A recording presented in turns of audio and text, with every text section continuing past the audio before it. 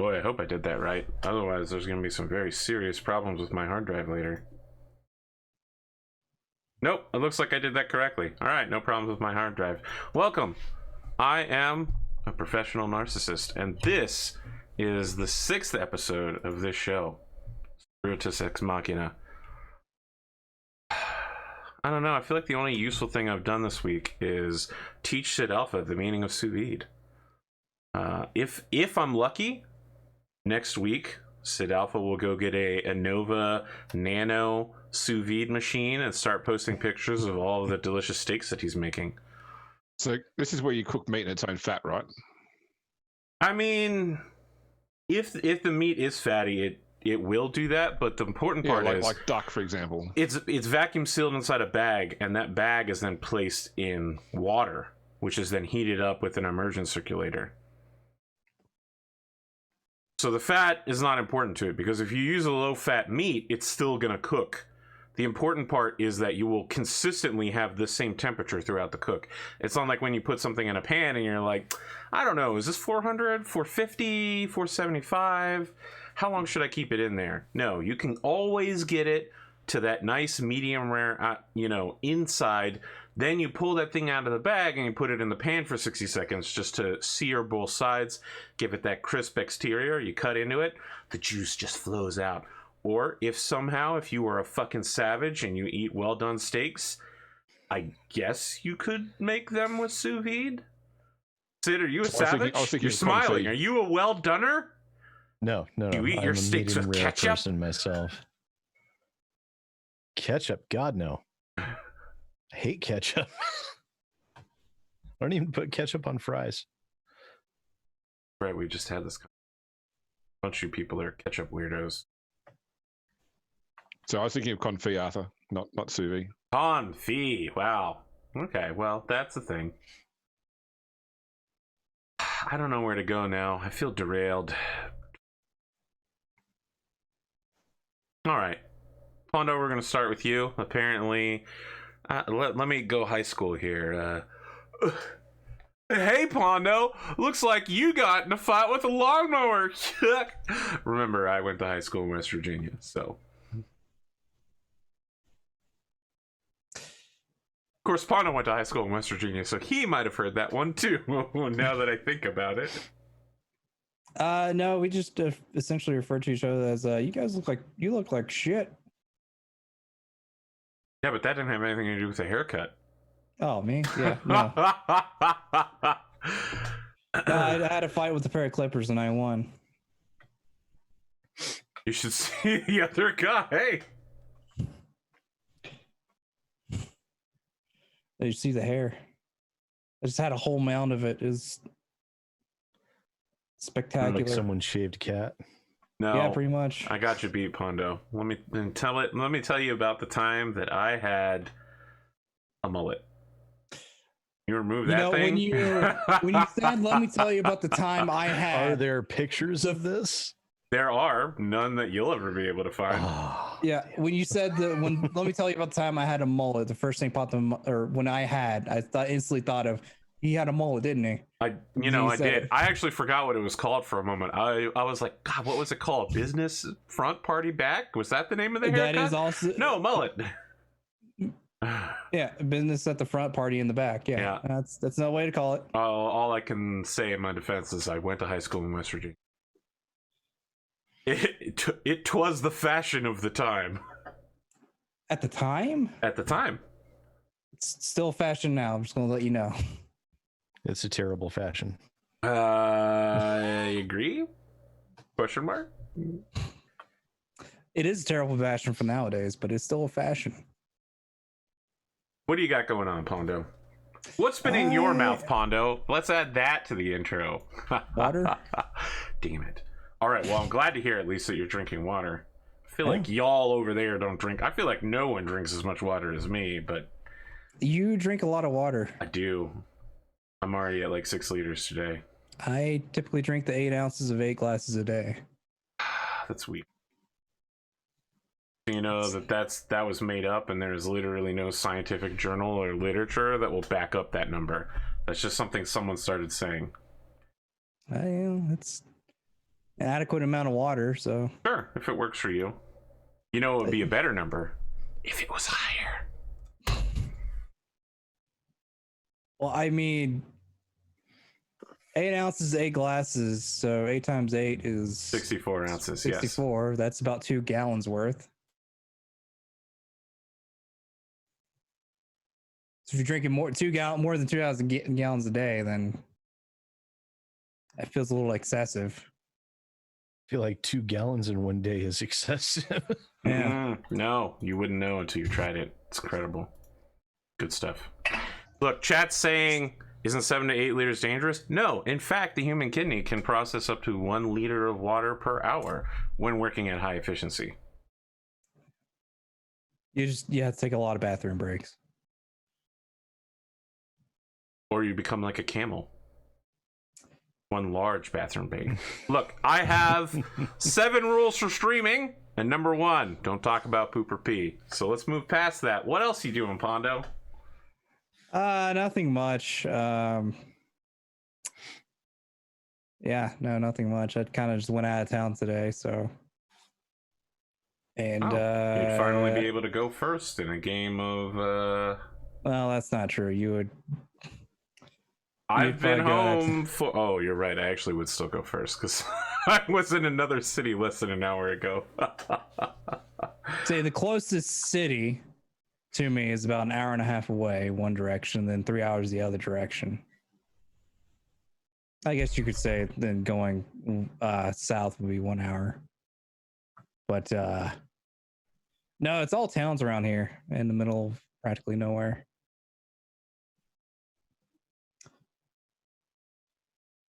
Okay. I was actually rewatching last week's episode to try to see what all I can recall. I don't understand this. I don't know who watches my shows, but it always weirds me out when cast members are like, "Hey, Arthur, I just rewatched the whole series," and I'm like, "I couldn't stand watching more than 5 minutes of myself. How could you do this?" I get used to it. I used to have to listen to myself talk all the time when editing for news packages and whatnot. I ever mention how much I hate editing? That's you. I'm True. different. If I hated editing, I wouldn't have my job. I had the degree I took, but Oh, Pondo, foolish child. There's so many people who hate the degree that they took. I don't hate my degree. Don't worry. There are so many finance and education majors out there. Well, that's because they went in finance and education. Wow. I'm sorry, Teachers of America. Pondo just tried to dunk on you, but I feel like instead he dunked on himself. No. He dunked on himself. I think Rad would agree that education sucked. Every time I hear Rad talk about it, I was like, this is terrible. This is awful. I don't want to ever go back. Then he occasionally talks about having to go back, and he's like, this is terrible. This is awful.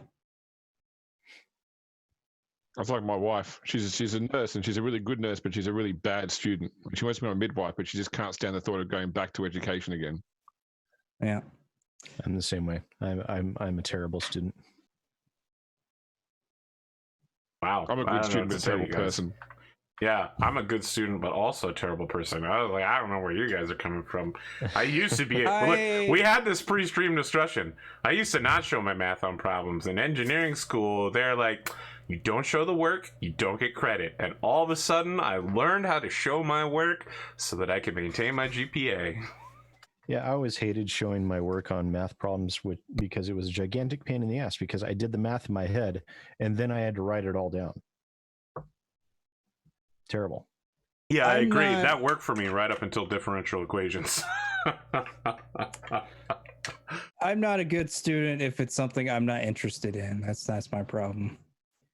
Like Earth Science at 8 o'clock in the morning, where we had to lick rocks. The teacher had a weird affinity for licking rocks. Lick rocks? Yes. Why? So you can figure out what element it is, or it's like if it's calcium, graphite or yada yada yada. Look, I'm going to back this guy up on organic chemistry. The human body actually has quite a few sensors in the tongue and nose area that can help identify chemical elements. So, I mean, I wouldn't lick a rock. I'm not a dumbass, but I can understand why people would. No, I would lick my thumb and then. Who knows who wipe peed them on off. that thing? For real. That thing's been in the earth since the beginning of time. Yeah. It's probably been peed on a whole bunch. Oh, mate, you're breaking your own rule here, Arthur. Yeah, that's it. You're breaking your own rule. I'm breaking all the rules today. But that was truth. It is true.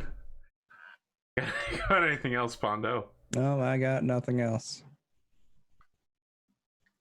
Sid Alpha, what do you have, and what's been in your mouth? Let's see. Well, there hasn't been a whole lot going on in the past 44 hours, I suppose, since the last stream. I've continued doing a lot of day job work and exercising, and nothing really interesting has been in my mouth. There's been some coffee, a bunch of water.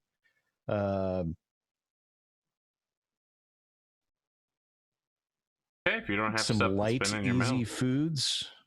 Had some toast. It's probably the most interesting thing I've eaten in the past 2 days. All right, look, I could do a whole 2-hour show on toast, but I'm not going to.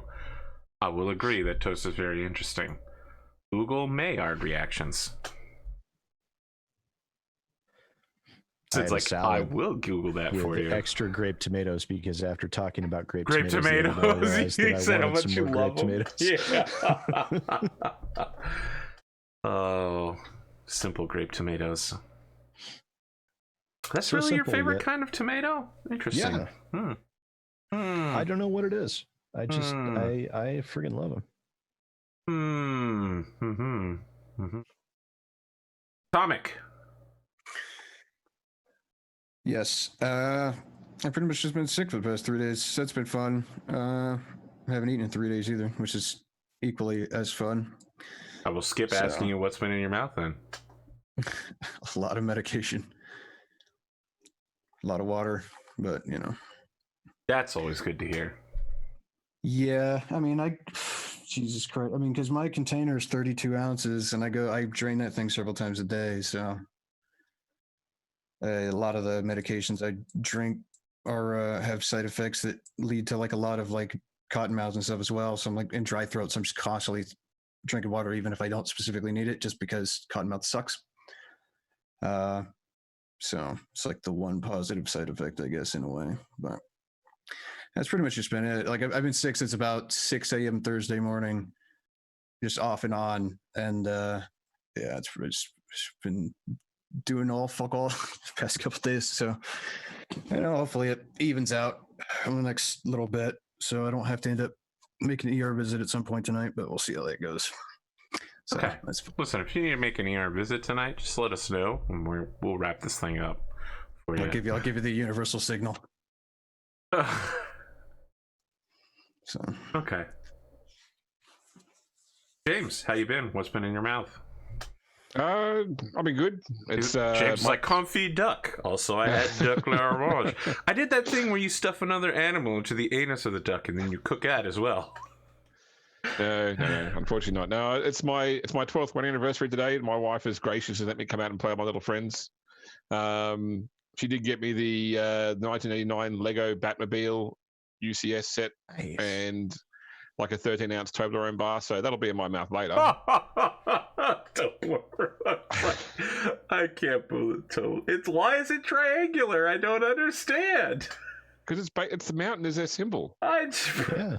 But it's not economical to store things in a triangular shape. It's one of the worst possible ways to ship things. Provided you store them as alternating triangles, you can make a giant triangle. Yeah. Until That's one still falls a out and the whole thing triangle. falls. Plus, you know, you have 3 on the bottom face up and then 2 on the top face down. And then Yeah, but then you still end up with wings. And mate, they, when placed in a square box, will form triangles in the empty space. It's called style of a substance, okay? Okay. Cyberpunk people get it. So, but yeah, that's been my. It's just been a pretty busy week of work and painting. I managed to finish my apothecary.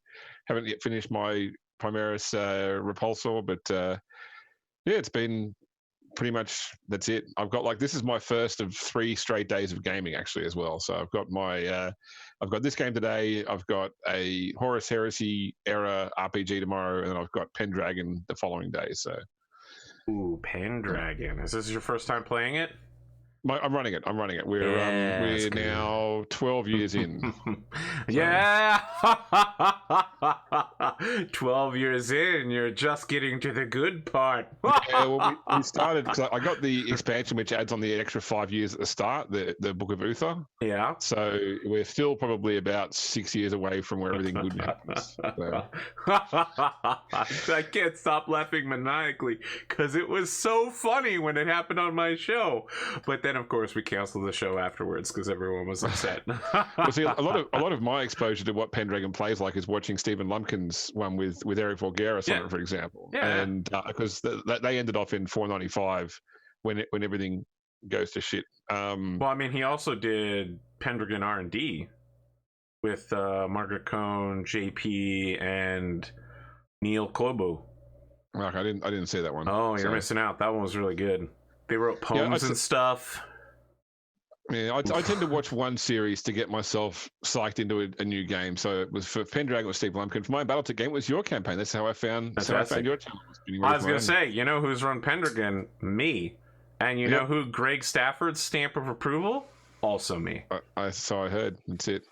So, but that was also back when your quality wasn't quite to the same level as this today. Not game quality, production quality. Game quality lower, production quality also lower. Yeah. So there's a reason I don't go back and watch my own stuff, especially the oldest parts. Yeah. Oh, hey, interesting thing for me this week as well was that an ex-friend of mine reached out to me after 18 years, wanting to sort of bury the hatchet, given that what caused us to lose contact was the fact he slept with my girlfriend at the time. He's like, hey, wanted to say I'm sorry, we should catch up. That was an awkward phone call. Okay. Well, those things like that happen.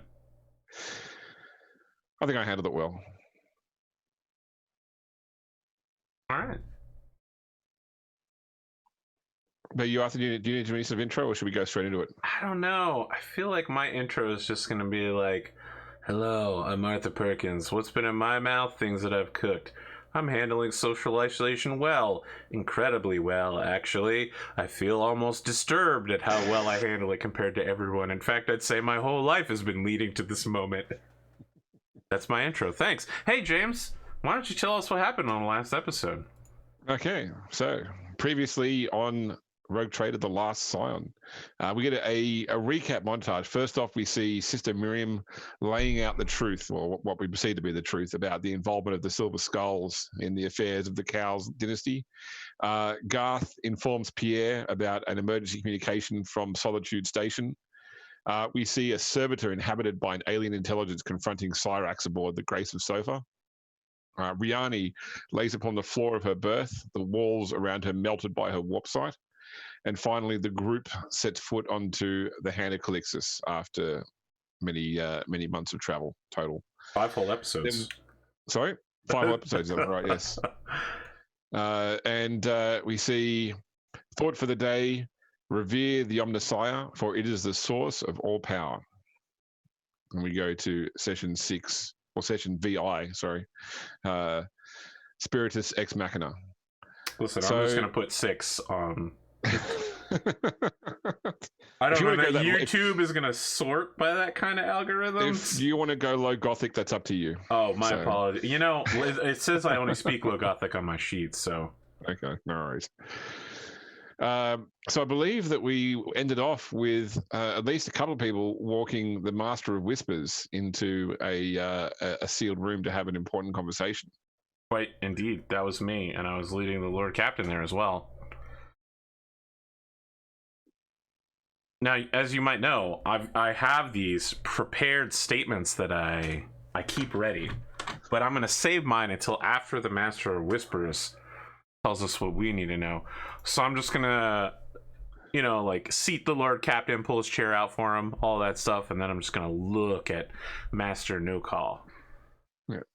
So if you haven't seen, by the way, on the Discord, so that this character or this NPC is one that was submitted by one of Arthur's patrons, and he's actually thrown some art of his character up onto the Discord as well. So check it out there. But Master Nokal or Master Coral is a typical of a Voidborn. So lanky, pale skin, bald on top with a dark, thin moustache and goatee, wearing grey, like a grey tunical robe of the household uniform.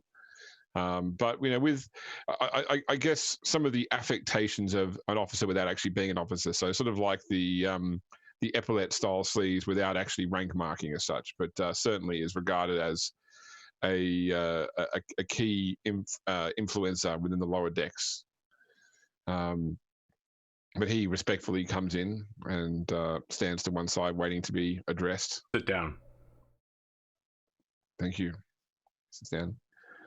I'm sure you know why we're all here, Master No Call.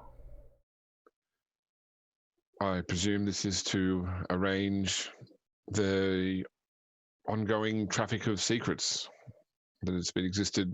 There's one secret in particular. Yes. One that takes the highest priorities. Tell us about the Hermitage. Do you mean Lady Cowles' drop point? That's correct. But also, if there's any other hermitages you know about that might provide us with fabulous wealth and/or answers, you can also provide those. The Cowles lineage has always maintained a drop point aboard the Hermitage station. You'll find it behind the third feather down on the right wing of the frieze of St. Catherine in the Archivite Hall.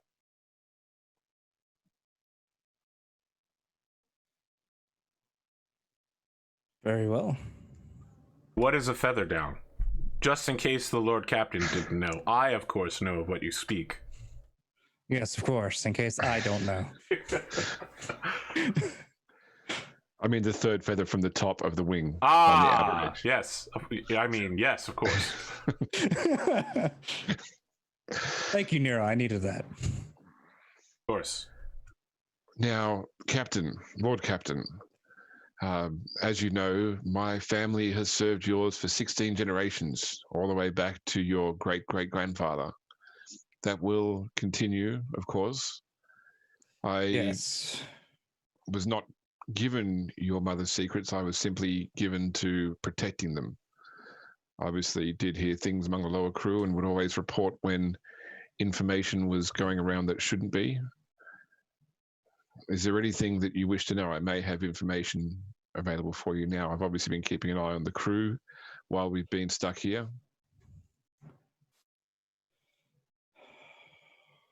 I believe whatever information that I would like to know, you cannot tell me.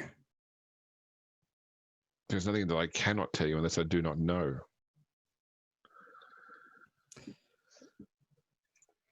What was my mother and my siblings doing before they disappeared or perished? So I can tell you, but the story is a bit deeper than that point. First off, Lord, what do you know about the core?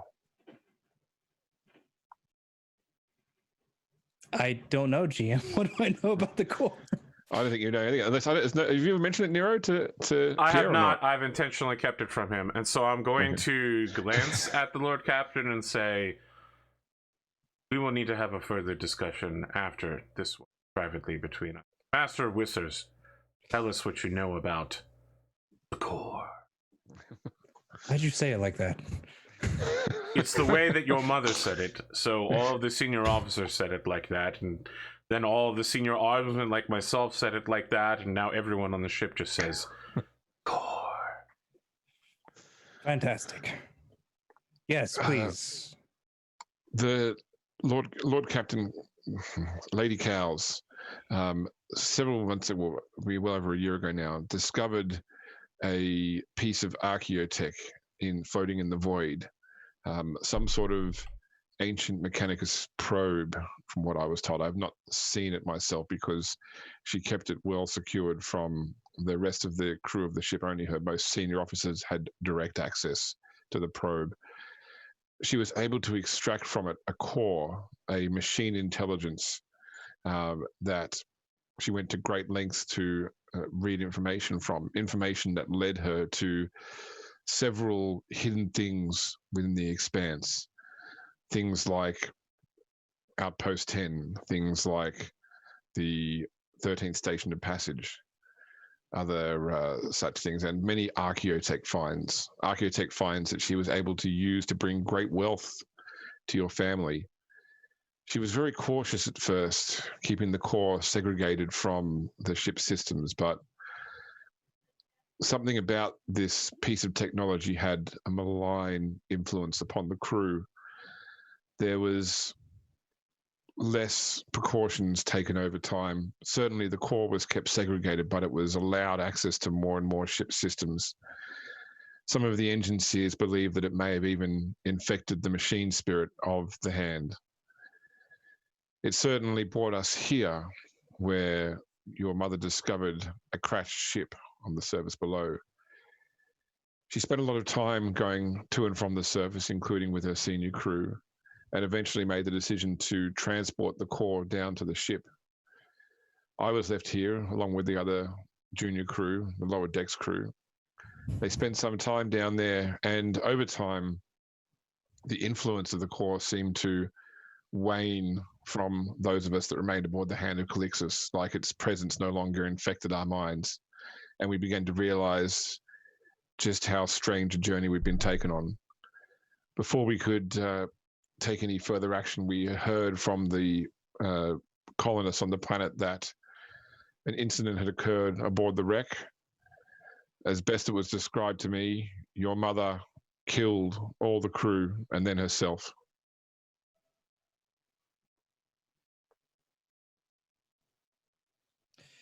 So this core is in that cruiser at the moment. Yes. Okay. Although I believe the remains of the probe are still here on board the Hand. I don't remember any of this malign influence when I was on board here. Did that start after I left, or have I been affected as well? No, this is why you were sent away, I believe, because I believe that you were the one person who was not affected by it.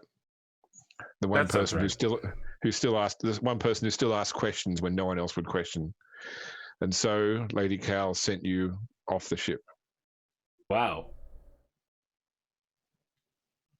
I don't know whether that's good or bad. Both?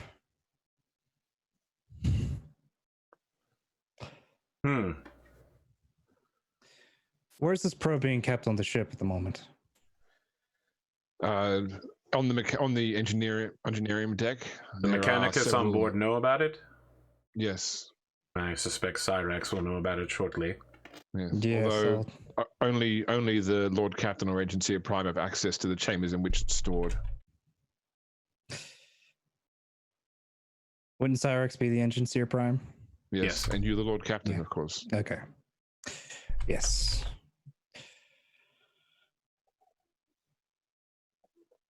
We'll have Cyrax look at that, see what he can muster from it. I'm feeling this technology that happened to something that is causing issues with other things. Guys, can you check Discord real quick? Sorry to interrupt this. Yeah.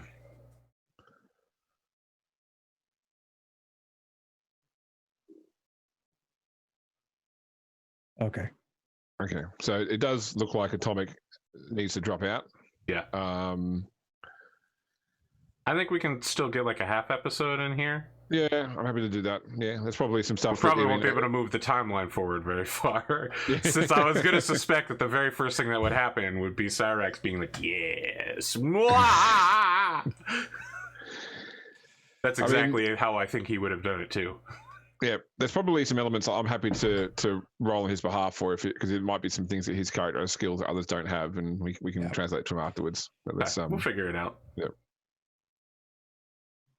Master No Call, where were we? Something about the core, and I'm too loyal or not loyal enough to remain on board. That's where I left off. Yes. It was after you left that it was not long after you left that Lady Cowles took the senior crew and the core to the well, actually, the core was taken before you left, but then you were sent away not long after that, and they spent more and more time aboard the wreck. Who else knows of these events? The specifics that you have provided here. Most of the crew aboard the Hand realized after the fact that there was something influencing their mind, something aboard the ship. But who knows about the probe, the machine intelligence, Lady Cowles killing the remaining officers? That information is much more limited. Certainly, as you said before, the core is well known among the crew only by name, not by its function or where it came from. I mean, all I knew about it was that it was called the core. So dramatic. Yes, that's how we refer to it with each other too, like with weird stares. Yes, I can tell. Master Thale and I kept information about the death of the Lord Captain. Well, the manner of her death as discreet as possible to avoid a loss in morale. Good. You will provide us with the names of those who might know of this information. Of course. And morale has already begun to improve now that a Cowles once again stands aboard the Hand. Okay, no need to suck up. Are there any sort of rumors or anything going about how the denizens of the planet are? You mean the colonists or the natives? The natives are nothing but savages, Lord Captain. Both. The colonists have remained in contact with the Hand. They have provided food and resources. They have some issues with their colony regarding power losses, but there was not the ability to remove equipment from the Hand that could help them without compromising the Hand's continued functioning. So the... Oh, sorry, continue. I'm going to talk about the natives now. Yes. The natives are a difficult lot, so to speak. As Nero indicated, they are a primitive culture, clearly the descendants of the human crew of the wrecked ship, but with a culture that has been diluted by thousands of years on this planet. There is a religious reverence placed around the location of the ship and the ancestral crew. In many ways, some of the traditions that have been passed down from parent to child would allow them to be potentially skilled crewmen. They sort of maintain traditions that provide a facsimile of functions of systems aboard a ship purely through their oral tradition, though they would require strong education. More as a concern, though, is I've been instructed, or I've not been instructed, but I've heard from the whispers of the Astropaths that they have a number of pariahs among them, psychic blanks that those people are disgusting. Seem quite afraid of. Ugh, it's always weird to stand near them. They're so depressing. They're like the opposite of Garth. So there is one native by the name of Kiergan who acts as a go-between. You see, their version of Gothic is quite distinct from our own, so much so that communication is extremely difficult. Kiergan has learned, among others, have learned Low Gothic, and he is like a tribal leader who acts as our mouthpiece to the natives. The cruiser hasn't seemed to influence anybody else as far as our colonists or the natives, have they? No, not that I've heard, but that being said, those who are influenced don't sense it at the time. But I've not sort of seen the same strange manner of action from those that I have from that I saw from the crew when we were affected.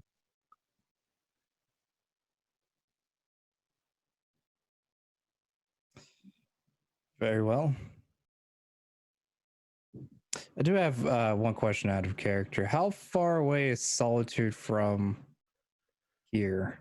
It's also within Winterscale's realm, so in terms of travel time, it's probably about a week at most, depending on the vagaries of the warp. Yeah, and minus 200 years. We arrived before you were born. You're actually your own father. So, What twist? second question is, has it actually been several months? Like, It has been over 14 months since I left the ship, Lord Captain. These incidents began as I was leaving. I mean, after we left Footfall, essentially. Footfall was 2 months ago. In Yep. Terran time? I'm asking Terran time, like... Yeah, Yep. I mean, Soul time. Okay. Yes, Terran time. I don't know So- how the warp jumping works. I don't know if it goes like before time, through time. No one knows how warp jumping works, Lord Captain. It's probably better for all of us. Yeah, invariably, warp travel feels like more or less time has passed, but but in a good jump, it's by a factor of hours or days.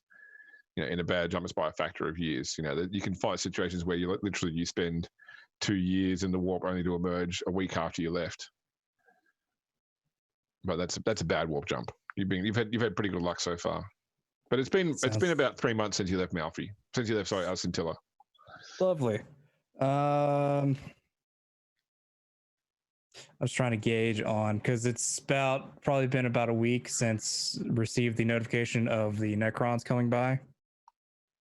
Or not Necrons. That's my assumption. The That's my assumption as well. communication. Yeah. Yep. The communication that I had with the servitor about the ancient race. Yes. Yada, yada. So just so you guys know, so I'm okay with you as players assuming they're Necrons. I will let you know that Necrons are currently unknown to the Imperium. This is prior to them being identified by the Imperium. Yes, that's what I was understanding. I was out of character. I was like, this is Necrons. It's got to be. In character, I was like, I don't know who it is. In character, I don't even know what's happening. You've kept it from the rest of the crew. Yeah, I was going to get to that next, maybe. Yeah. I was wanting to see if I could relay with the guy to figure out what is the deal with the situation. Because I think things are interconnected and I need to talk to someone that it might be related to. I.e. that servitor that's connected to the other guy. Well, that servitor is still hanging around. He's pretty much following Cyrax around. Yeah. Cyrax isn't here at the moment. That's the issue. I can't think of any more questions I need to ask. Actually, have you heard anything about Solitude? Received any messages?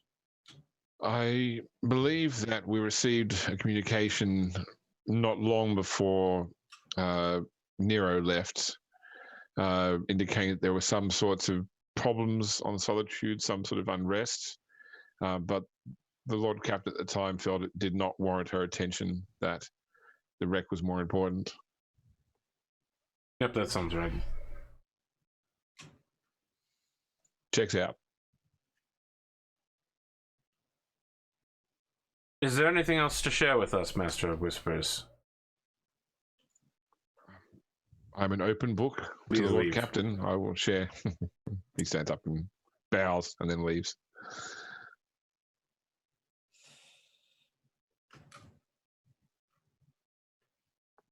Lord Captain, I have a long recap of everything that has happened so far and the conclusions of my investigations and my duties. Are you prepared to hear this? I suppose so. I think you'll find much of it has been corroborated by what you just heard. My job, as I understood it, was that I was being sent by your mother to protect you. My task was to get you from whatever location I found you in onto a ship. At the time, that ship was, of course, the Gilded Throne, the Falchion-class cruiser that was being purchased for you. However, now that I have got you here with a copy of your warrant safely wrapped inside the ceramided adamantium of what some would consider to be the finest warship ever designed, I feel that I have correctly carried out your mother's orders. So just to recap everything that has happened so far, Lord Captain Angelique Cowles is operating on Regina 4 to recover archaeotech from a cruiser on planet. There was a device called the Core that had been installed on the ship that would occasionally cause servitors to attack the crew, including me personally. When I questioned this to Cyrax, he indicated that this is almost certainly Chaos Tech Heresy. Now, as we just heard, this could have been an ancient Mechanicus probe, and if it was affecting the machine spirits on board, it is almost certainly Heretic. Your mother was also deeply involved with the Space Marine organization, the Silver Skulls, and was involved with and being investigated by at least one branch of the Inquisition, and someone killed her. Now, there's reason to believe it was herself. You have just heard the Core and its malign influence. Well, I trust I needn't say anything further. We have no idea what happened on this ship, and the vessel and its crew are a crime scene and witnesses to what has happened to your mother. Your mother also knew of a heretical station called the 13th Station of Passage, an extra path through the maw of the Koronus Expanse, which has been linked to Chaos and Heresy, and specifically, I believe that this is at least what one Inquisitor was looking for information about. Izarin also knows the location, and that is why he was questioned. Clearly, your Master of Whispers here also knows, if not the location, then where it can be found. In the third feather down on the right wing of the frieze of St. Catherine of the Archivite Hall. I believe, if I type that out correctly on this data slate here. Information about this and many of her secrets are stored at that hermitage. The heritage at the location that I was told not to go to by the Inquisitor. No, the Hermitage is a station of passage. It's one of the 4 standard stations. It's a bunch of crazy hermits decided to set up an ecclesiarchy base there, and then, you know, they mostly died. A couple of them are left, but people go out there in order to do, like, cool deals and such. You know, transfer drugs, that sort of thing between rogue traders. I'm just repeating what I've heard on the street. I've never been there myself, and of course I've never known 2 rogue traders to do a drug deal. But you know what gets around on the lower decks. How roughly far away would that place be? It's, we were there, we were in the general area about 2.5 months ago. Oh, lovely. You remember when you had to make a choice as to which 2 planets and which 2 planets we were going to through the maw of the Koronus Expanse? Indeed. The Hermitage is one of those. It was the alternate to the temple. The temple was where you went and had the tarot reading. Yeah, I gotcha. Nero will turn to the hooded GM who appeared in the room and nod to him.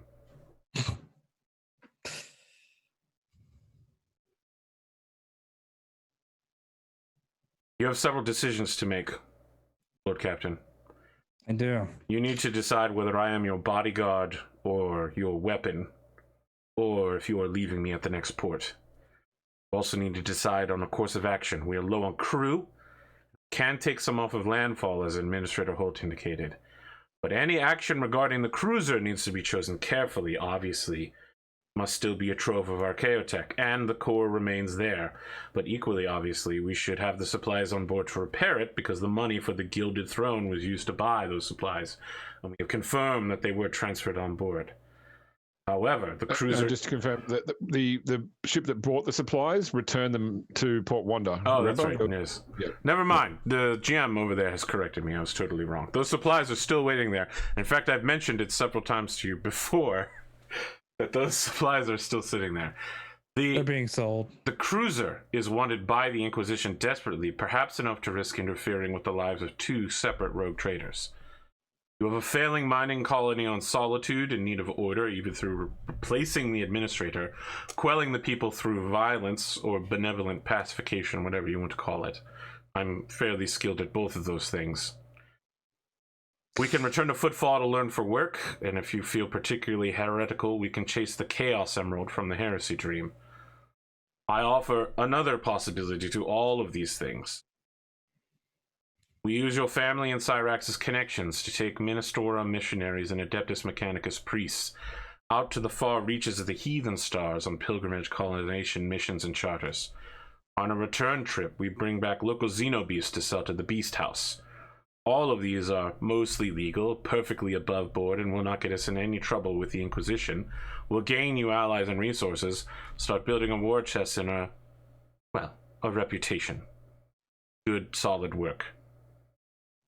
You have a lot to decide and not a lot of time to do it. If I can put this around, by the way, as well, there was the one side quest that you missed was the investigating the astropathic signal at that's Witchcurse World. We're never going to do that, James. Stop trying to make us go there. we're going to digitally do that. That was a side quest that you accepted, so It's definitely we're going to do it. Zero chance we're going to do that. it's They're in your going to totally That's do end that. game shit right there, okay? You don't do that until you've completed everyone's loyalty mission. Totally doing that first thing if we stop by there. You need to reinforce the ship. If you don't have the triple drive shields, we lose Garth when the probe shoots through the side of the Sid is like, what? We lose Garth. Wait. Yeah, of course, you lose Garrus. Exactly how it works. I will need to know before I leave this room. Am I your bodyguard, your weapon, or am I just a waste of space on board? You said yourself that you wanted to be returned to the Imperium. Do you want to return to the Imperium, or would you rather work for me? One day I will return to the Imperium. I am a contracted warrior. I will not end my days on this ship. However, I have a contract, and I will complete it. When I return to the Imperium, I would like to do so with my soul intact, with no heresy. I understand that the rules are different out here for some, but there are lines that I'm not willing to cross. I wish for you to stay, but ultimately, if you do not feel confident, I'll leave that decision up to you. Until then, you can stay here as long as you like. Very well, Lord Captain. He reaches into one of his pockets and pulls out a bumper sticker that says, "The Emperor is my co-pilot," and he says, "I need to go attach this to the back of my new gunner's chair before claiming the best room in the officer's suites, if you'll excuse me."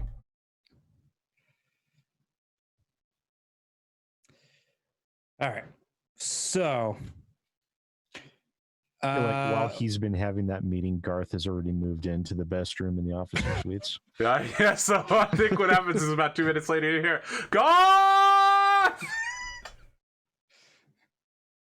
He finds the second best room in the officer's suites. I don't know that when they're like building ships, they plan out this, like the rooms to be like a best to lowest quality as such. I figure they just make them all to a sort of prefab design. So Yeah, but come on, James, you know how it goes. One of them's going to have a leak, one's going to be too close to the elevator. okay, no worries. You know how it goes. One's They right might by have the the- same layout, but some are inherently better than Okay, others. we got to check them out on seatguru.com. Okay.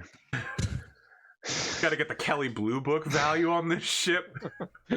See how many crewmen you can fit in this bad boy. so Go ahead. ultimately, what I'd like to do was to get a reasonable amount of armed men that I have employed that's currently on planet back onto the ship, and take that and go over to Solitude to go try to resolve that as soon as possible. I would like Garth to send a message to the Silver Skulls as a request to have a meeting or perhaps a face-to-face sometimes. What else do I need?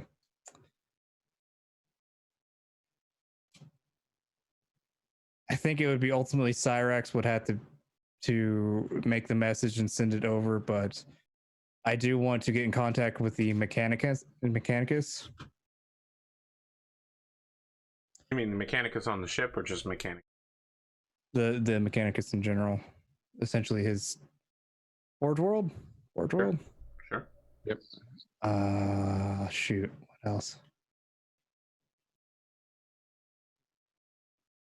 I think then after, if we can resolve the situation of Solitude, maybe go get the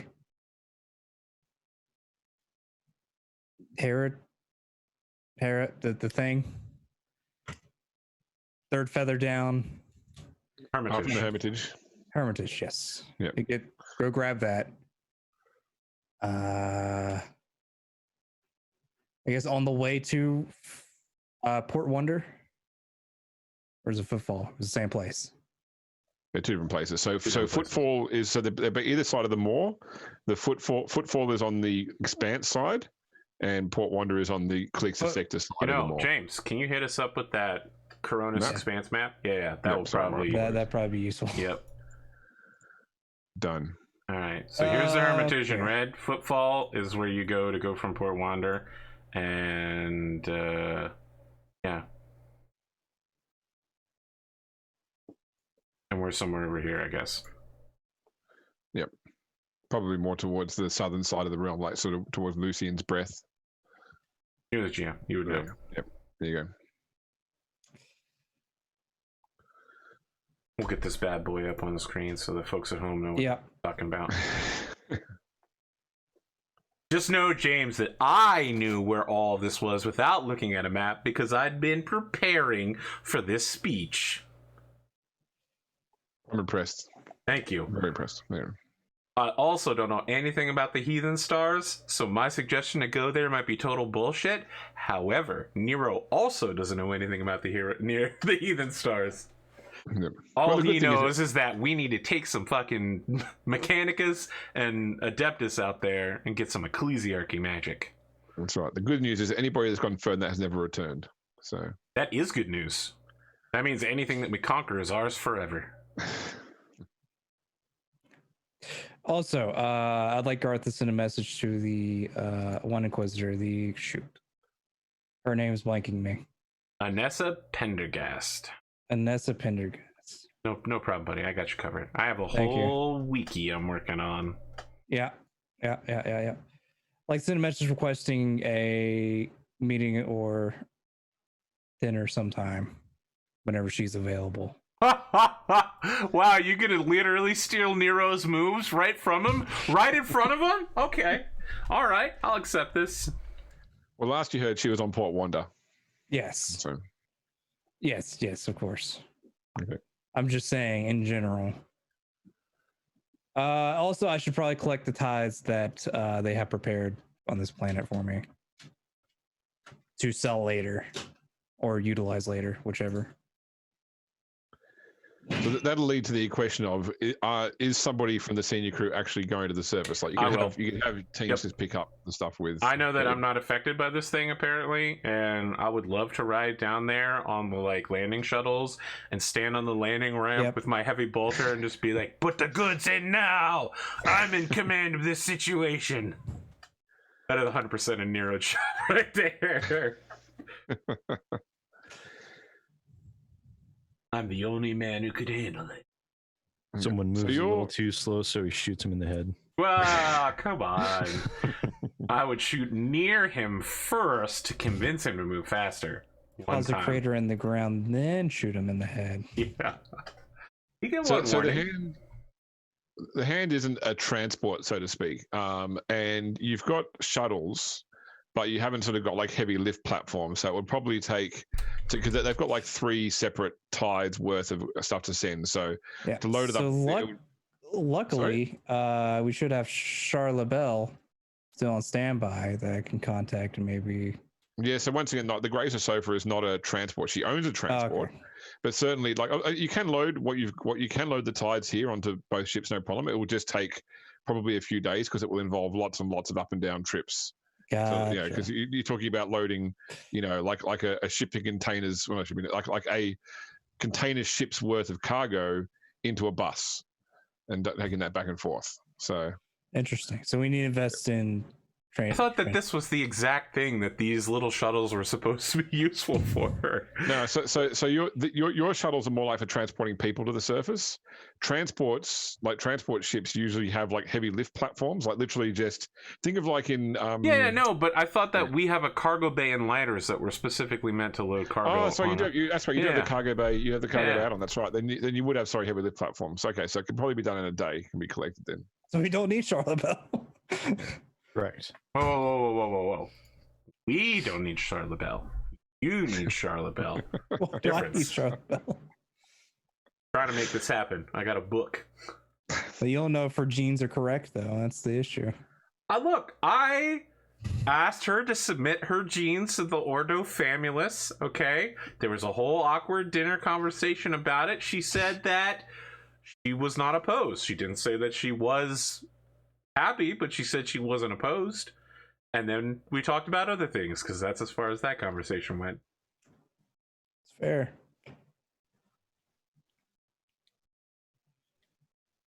Gosh, I feel like Garth, you are getting, every time the shuttles come back to the ship, you're getting like pics of Nero looking like what he believes, like selfies of him being really badass.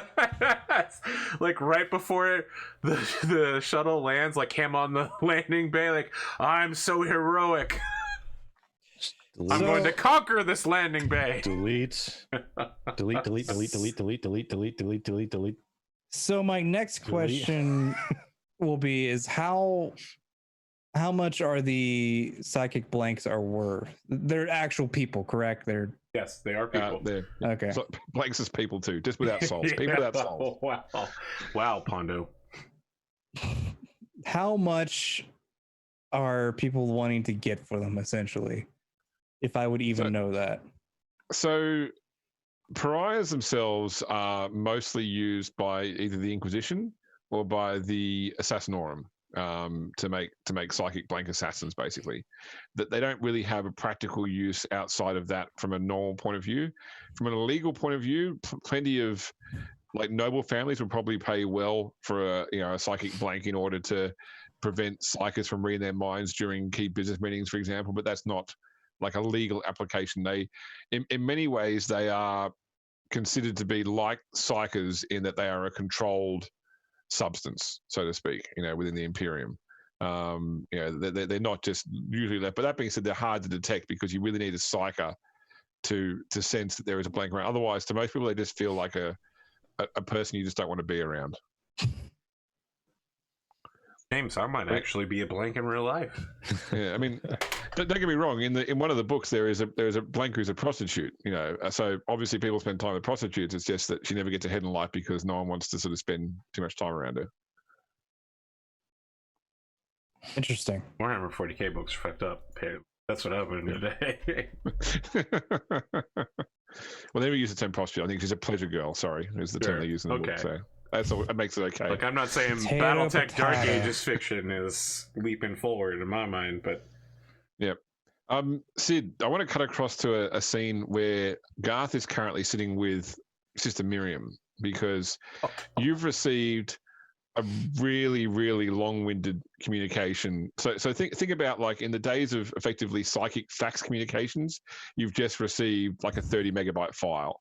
And because everything gets jammed up by the warp. So effectively, somebody has sent the equivalent of a legal contract through psychic communication, and it all comes through as like a jumble of imagery and symbolism and that sort of thing. And you're trying to work with her because it's all come through in High Gothic as well to try and nut out exactly what this is about.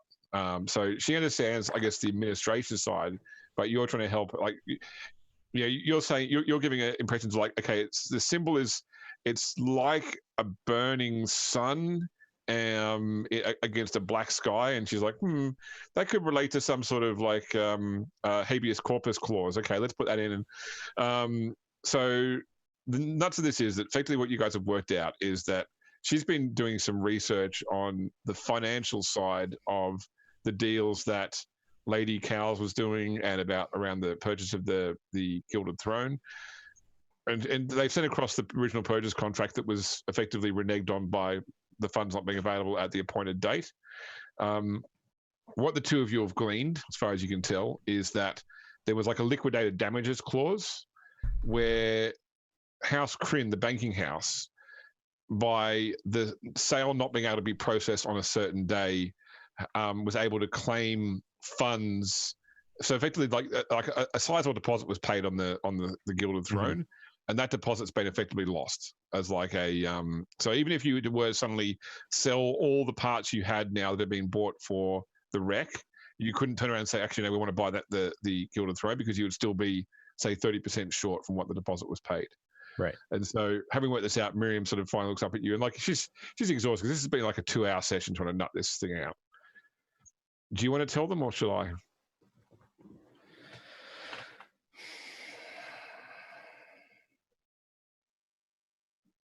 Well, I suppose for all intents and purposes, it would be my job to relate the information. I suppose I could give them the bad news.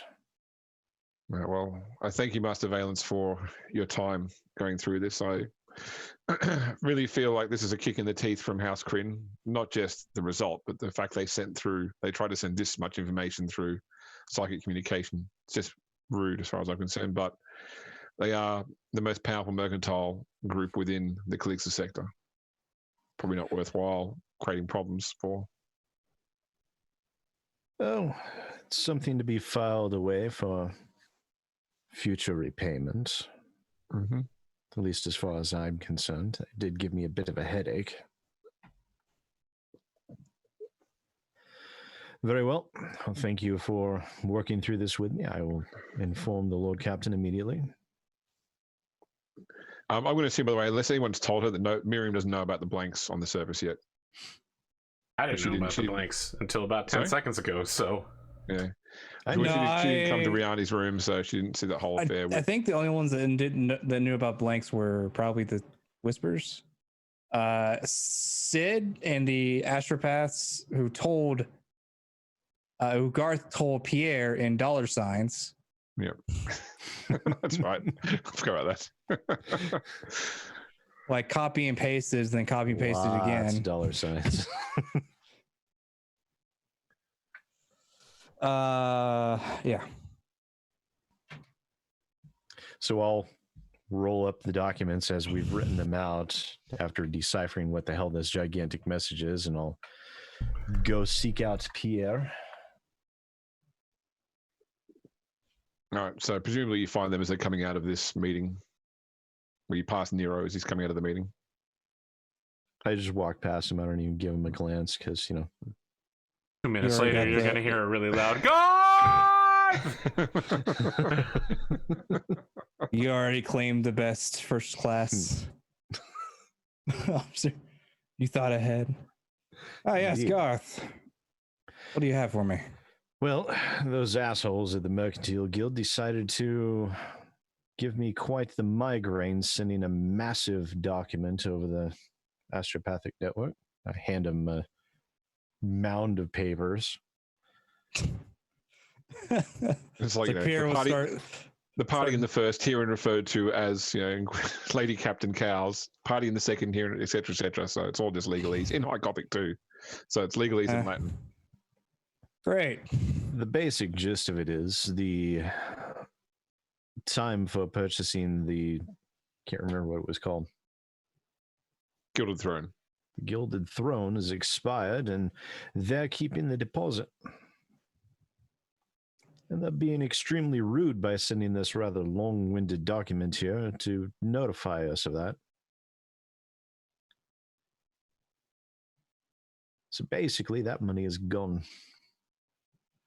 Great. Well, Could always sell some of those blanks. Could I was always thinking kill about them. that. Well, I mean, 5 months, someone else is going to kill him for us. That's out of character. No, I meant we could kill the people who are keeping your money, but I'm not in this conversation. That No, that would simply be my suggestion as the angel on your shoulder. yeah, no, that's we can't just kill them. That'd be bad. So give me a Forbidden Law warp at +10 or a Medicaid roll. Anyway, it's got either of those skills. I don't think I have either of those skills. I'll double check, but I'm pretty sure I'm dumb. I can do Forbidden Lore Warp. Yeah, +10. I don't have either, so yeah. I'm gonna reroll that. Okay. Sure. I mean, that looks fine to me. Keep on going. Just dump Still out a of failure. No, You can't okay. reroll, can you? No. No. So what you do know, just without any further information, is just that pariahs are a genetic trait normally. It's like a recessive gene. So pariahs can create more pariahs, but once again, it's supposed to be extremely rare. Less than one in 100 million.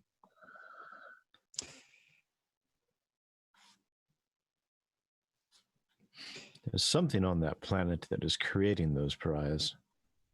Yes, Or and I making think it much more common for them to be born, which is a very uncomfortable thing. However, it does produce us with a steady revenue stream if we were to encourage reproduction. Oh my god. Nope.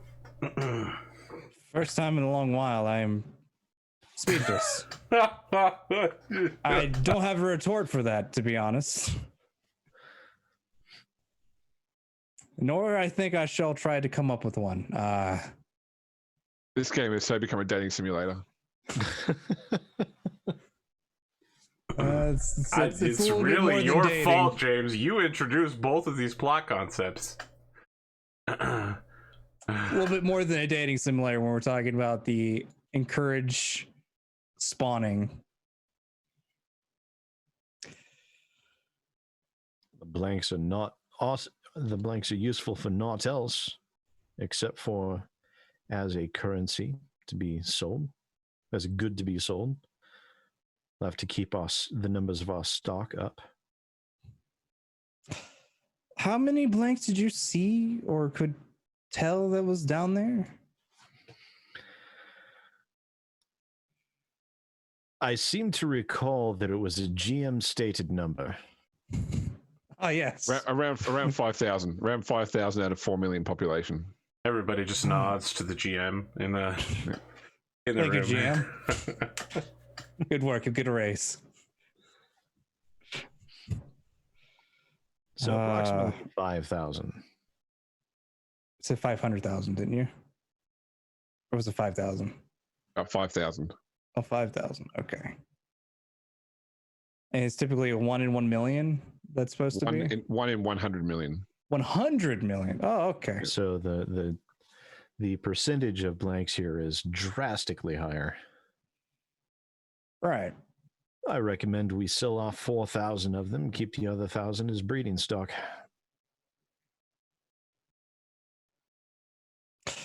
Again, I don't have a retort to this. And I don't know why.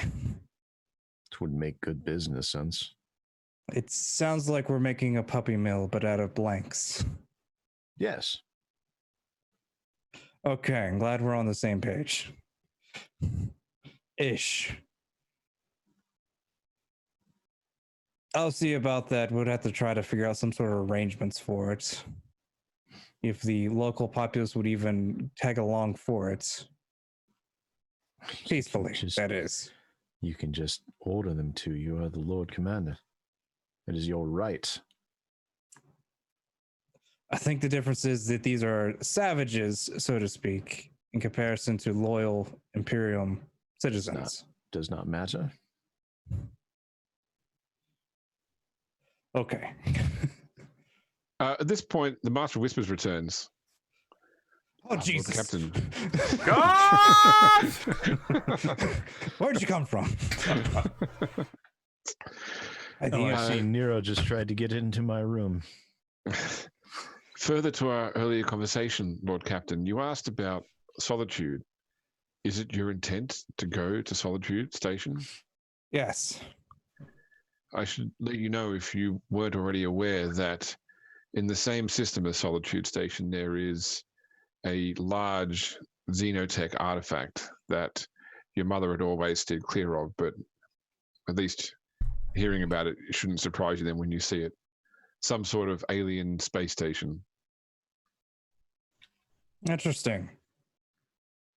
I was not aware of that, but thank you.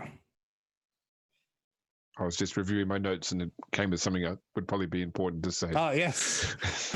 Thank you. I'll keep that in mind. Right.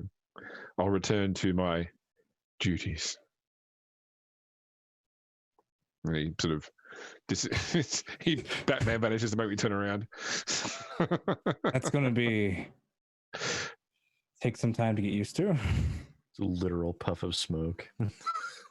There's just a one corner with some darkness in it. It doesn't lead to anywhere. It just disappears somehow.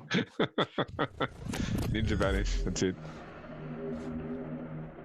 Did you see where he came from? No, I don't see much of anything. But Wow, Sid continually with these jokes. Every opportunity, he's managed to nail every single one. It is impressive. Hey, it was something I spent a lot of time on yesterday, working out how to do dynamic lighting in Roll20, but actually give Sid's character the ability to see everything. He's not on sight lines or light. pumped it to like 100 feet or so. Yeah.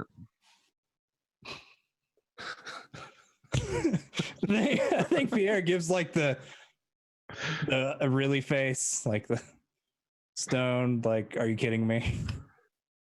Don't make that face. You I say asked without actually, with eyes still downcast. I don't know why you have to look down, because you can't see it anyway, apparently. It sets Wow. people more at ease. Pretty sassy for making fun of a handicapped guy. He's not really handicapped. Unless, I guess, he's in a room with a blank, which would make him handicapped.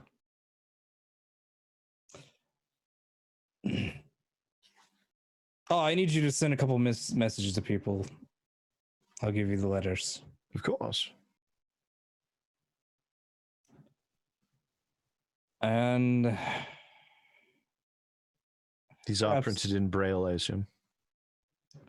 no, they're, well, Warhammer 40K have Braille? he actually has like pause for a second. It's like, how does he read? He can read. He's making you feel like an ableist, that's all. Of course. It's working very well. No, they're not in Braille, but I honestly have no idea how you do read. I haven't looked much into Astropaths, apparently. I need to do that more.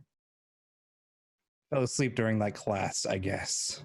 How I read is usually sitting with a glass of wine. That's just how you sit.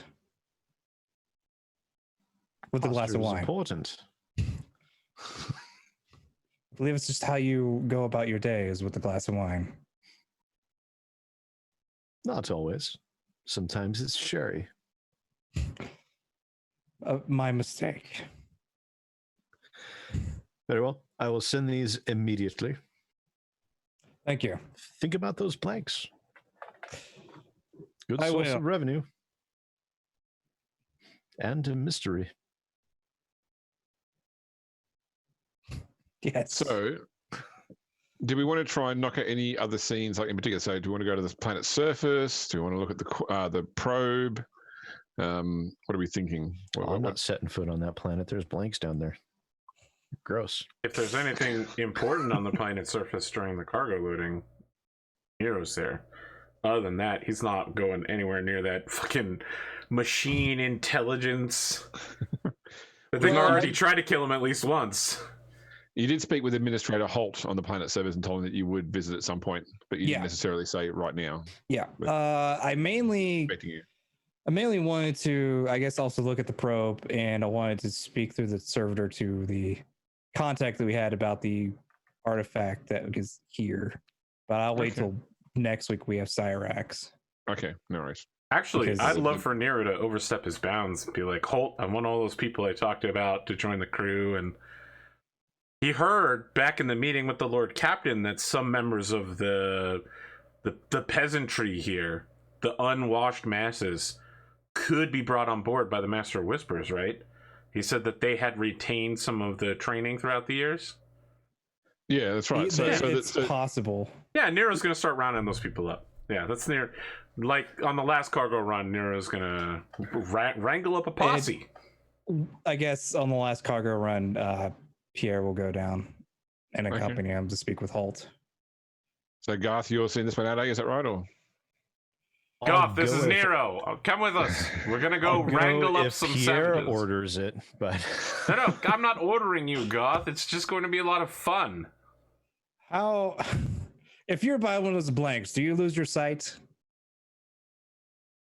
yes, GM? he does. He does. yes.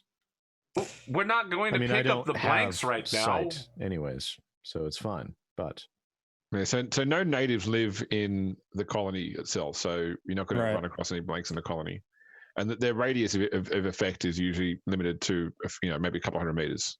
Yeah, see, look what the game master said over our Vox speed. Okay, look, this is what I'm saying. You stay in the colony. I'll take some of the cargo ships out. We'll scare the shit out of the natives. Load the useful ones on board. This this individual Kiergan, he'll know who to target. We'll get them loaded on board like cargo and set out, somewhere useful. I'll speak with the translator and see if I can come some sort of arrangement. Are you sure? I mean, I really feel like I could handle this through violence. Incredible violence. I'd rather be able to find them instead of kill the ones that would actually be useful. Wish. Look If the negotiations don't work well, then you have my permission to do violence. I mean, I don't just want to kill them. I'd like them to come along, but if any of them resist, we need to make sure that they understand how things work on board. That's like I said. I will talk with the negotiator, with the translator. If things do not go well, then you have my permission to. We'll see how things wreak go. havoc. Yes. Wrecking Just so you havoc. know, at any point in time, you can assume that 0.1% of your crew is armsmen. So when your full crew, 24,000, you've got 240 trained soldiers on the crew. So you're about 30% right now. So you're sitting at around the 72 armsman mark. So it's at any point you go to the surface, it's up to you how many red shirts you want to bring. The one bit of advice I always get to road trader players who like to stuff their boarding parties full of NPCs is that anything that causes fear is a big problem for NPCs, because anytime an NPC gets any insanity points, they are now irrevocably insane, or any corruption points, they are now completely corrupted. They don't have a scale like players do.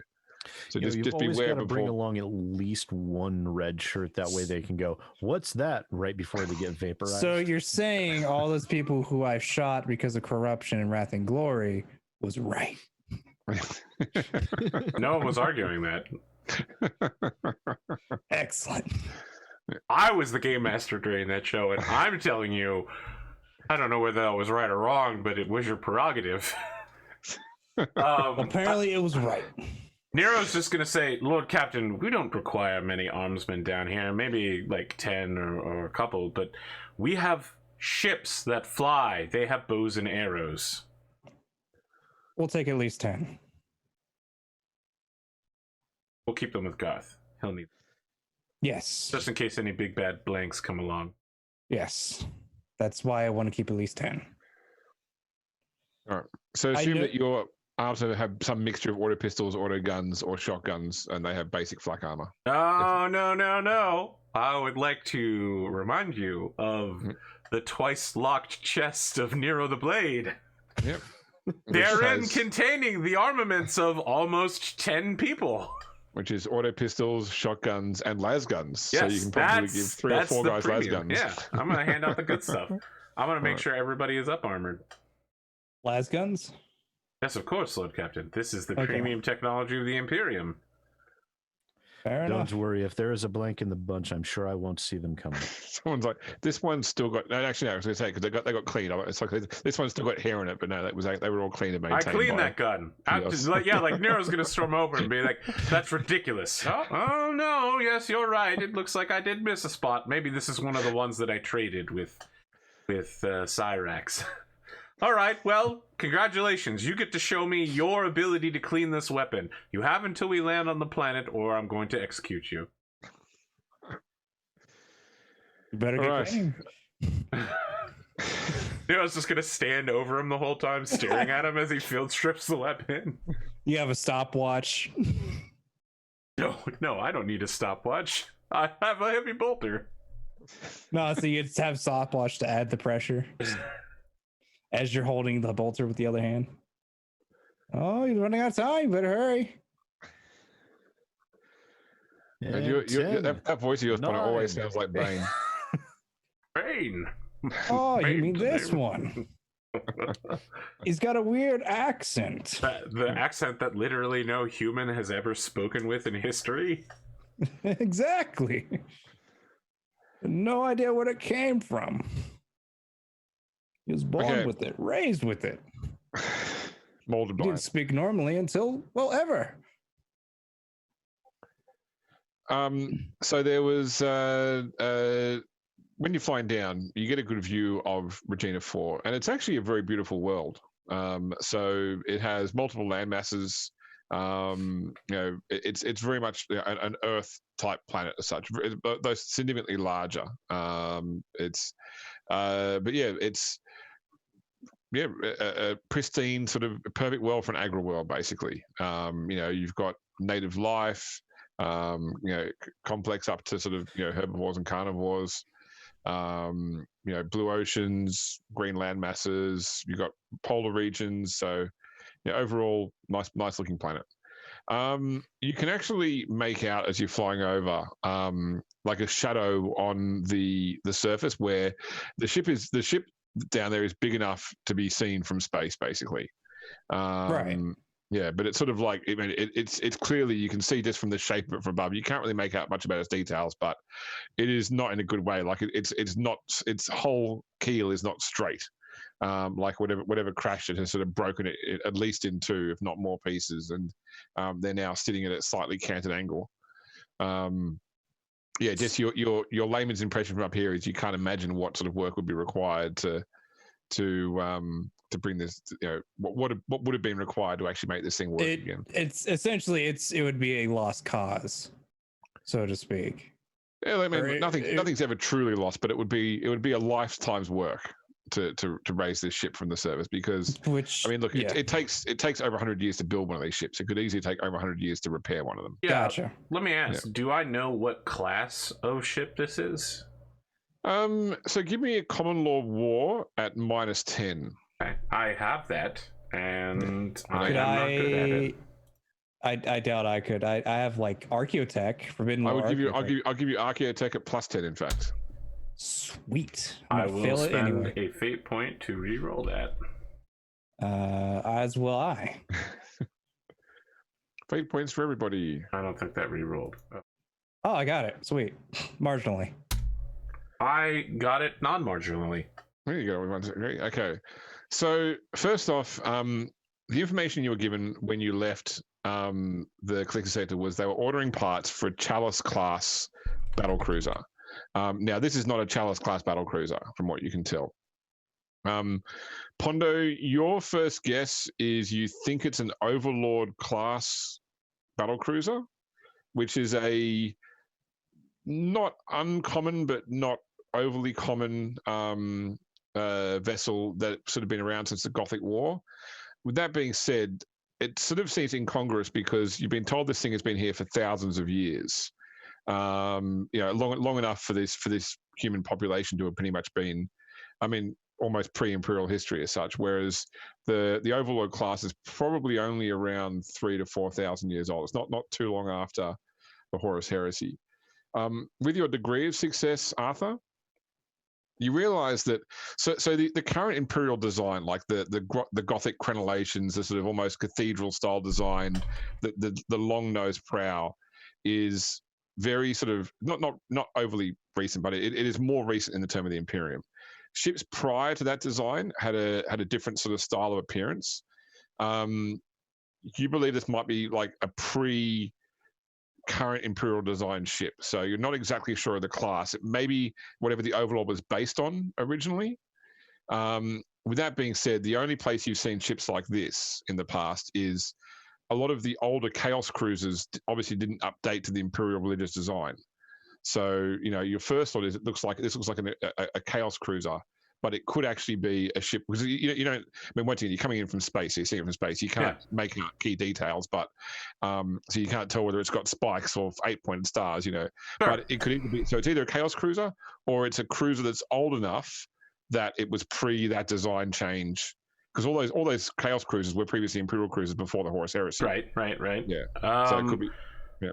Look, can I tell the pilot to swing by for a closer look at this thing? Certainly you can. Yeah. I'm gonna do that, and then I'm gonna go over our private Vox Combeat network and be like, just taking a look at that from up here, Old Captain. I believe that might be the work of Chaos. You see any 8-pointed stars or weird spikes or fountains of blood, ship walls made out of flesh? Garth, what's Chaos do? I hate Chaos and I've murdered a ton of them, but I don't really know what their ships look like, because my killing is mostly, shooting someone in the head. The bolter. I'll wait to see what it looks like as we get a closer look. Yeah. So you overfly this ship, and it is sort of half buried in the. So it's crashed into a mountainous region. The spine of the ship has been shattered, and it is sort of partly covered by the dust of ages, for example, that has been excavated to a large degree. I've just put a picture in Discord for you guys to see what the sort of. That's what the ship would look like when it's new. Although the picture I sent you is an actual Chaos cruiser. You're not seeing Chaos iconography on the ship here, but then again, it's been here for so long that any sort of embellishment would have long since worn off, basically, or long since sort of degraded with time. What you're really seeing is the superstructure of the ship. It definitely bears marks that would indicate damage beyond just the crash. So it probably crashed following a space battle. There's, you can sort of see torpedo blast marks in it. Once again, from ages past. Once again, even with your degrees of success you've got, you're not sure of the exact design, but you would guess it's whatever the predecessor is to the Overlord. Without more degrees of success, that's all I can really tell you. Nero's taking pics to send back to Cyrax. Yeah, probably. Certainly in terms of ships that are in the Calixis sector that you can get parts for that are the most compatible without raising suspicion, the Chalice class would be the closest match.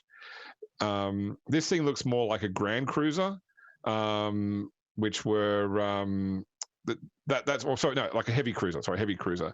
Heavy cruisers aren't really made anymore. The battle cruisers like the Chalice are probably the closest class of ship. Gotcha. Yeah.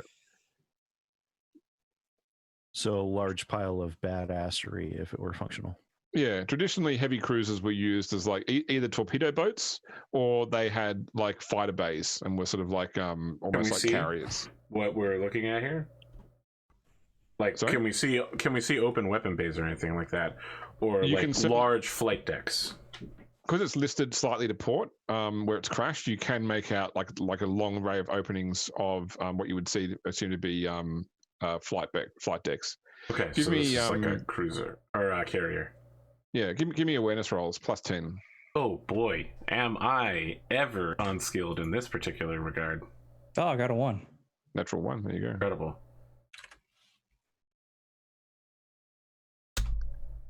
I'll reroll. I'll also reroll. It's not like we're going to need these fate points.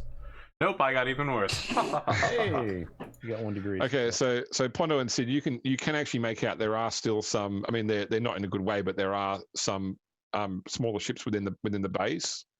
Pondo, with your enormous success with your natural 1, yeah, these are all pre-Heresy era, or at least Horus Heresy era fighters, including a couple of fighters that you believe are only used by the Space Marine legions.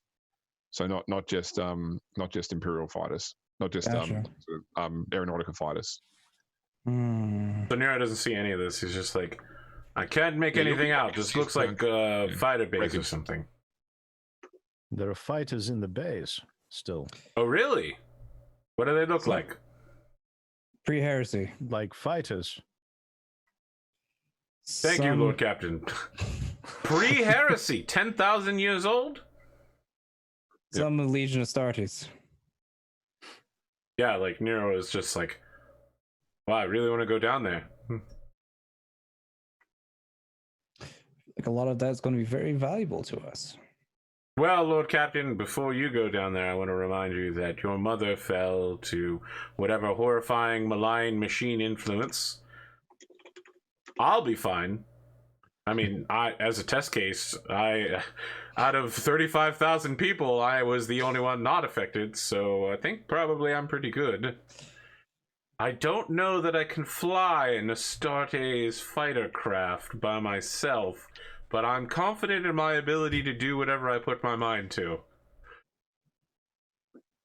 I can somewhat phone it in, I believe.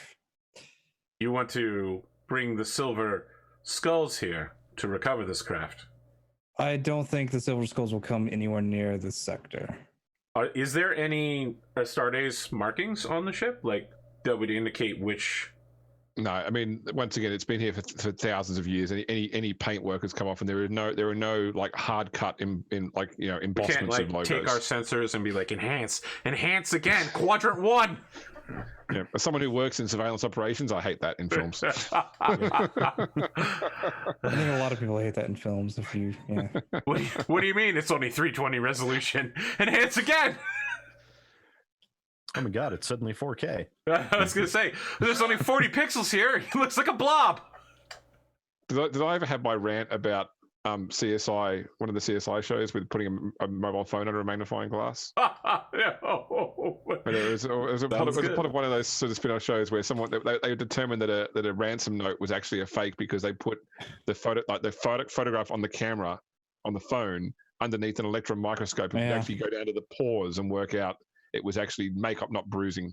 What? Oh god, that's I think that's even worse than the two people hacking on the same keyboard.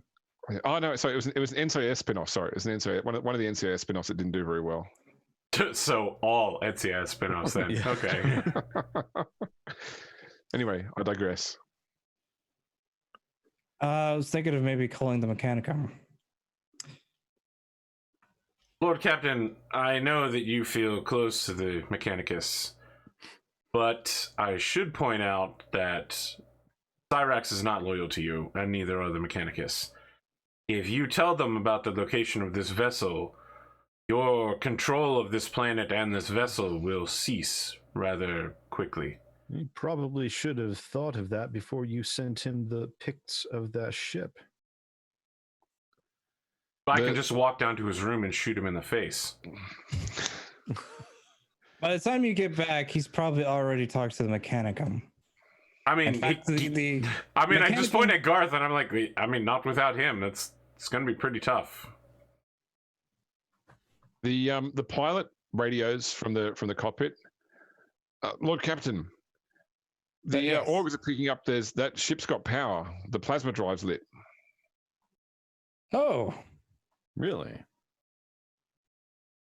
Wonder how Interesting. far Hey, along pilot, the is that meta's normal? gotten. Like, you've been here for like a whole year. Is that normal? Well, we stick clear of this airspace normally. Really? Really? That's what you're going to tell me? Discipline on this vessel has broken down in a rather... we will have a discussion later, pilot. Perhaps your mother was further along with the restoration than... Or perhaps the core has wheedled its way through the rest of its systems. They brought the core down there and it was actually getting to the systems and might it be controlling. That's why I'd like to have the Mechanicum I'm sorry, the core. Oh wait, not mysterious enough. There we go, like that. The core.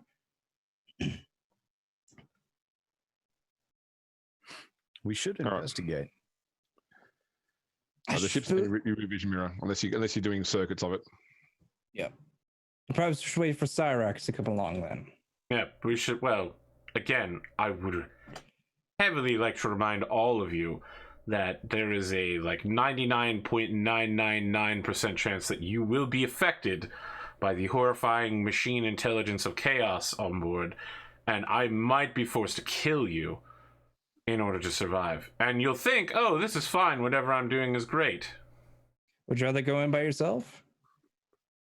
I mean, I would like to be known as the hero who helped recover an entire ship full of space marine tech.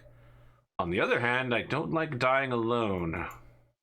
Well, think of it this way, Nero. It'll give you that opportunity to kill me that you've been so looking forward to. I don't want to kill you. I just want to make sure that your funeral arrangements are taken care of in a way that you find respectful. There are many who pass without having the opportunity you do of choosing the manner of their passing rites. Well, whatever allows you to look at yourself in the mirror at night. A mirror? A At least nightlight? you can look in a mirror. You know, don't give me that shit, Garth. I've been looking up information about psychers. I'm pretty sure you can see fairly well. I lift up my Blindfold. cloth blindfold that I have, and the eyes are just milky white. Yeah, Really? I'm You just think gonna. so, do you? I'm just gonna start throwing Roll it rations back at them one by one. I just don't even react. They just hit me and bounce off. Oh, I'll get you to admit that you can see things. It's going to happen. You've done it several times already, but I'll catch you one day. All right, Lord Captain. It looks like we're coming up on one of those scene ships where we get to the landing site. Yes, we need to get to Yeah. that.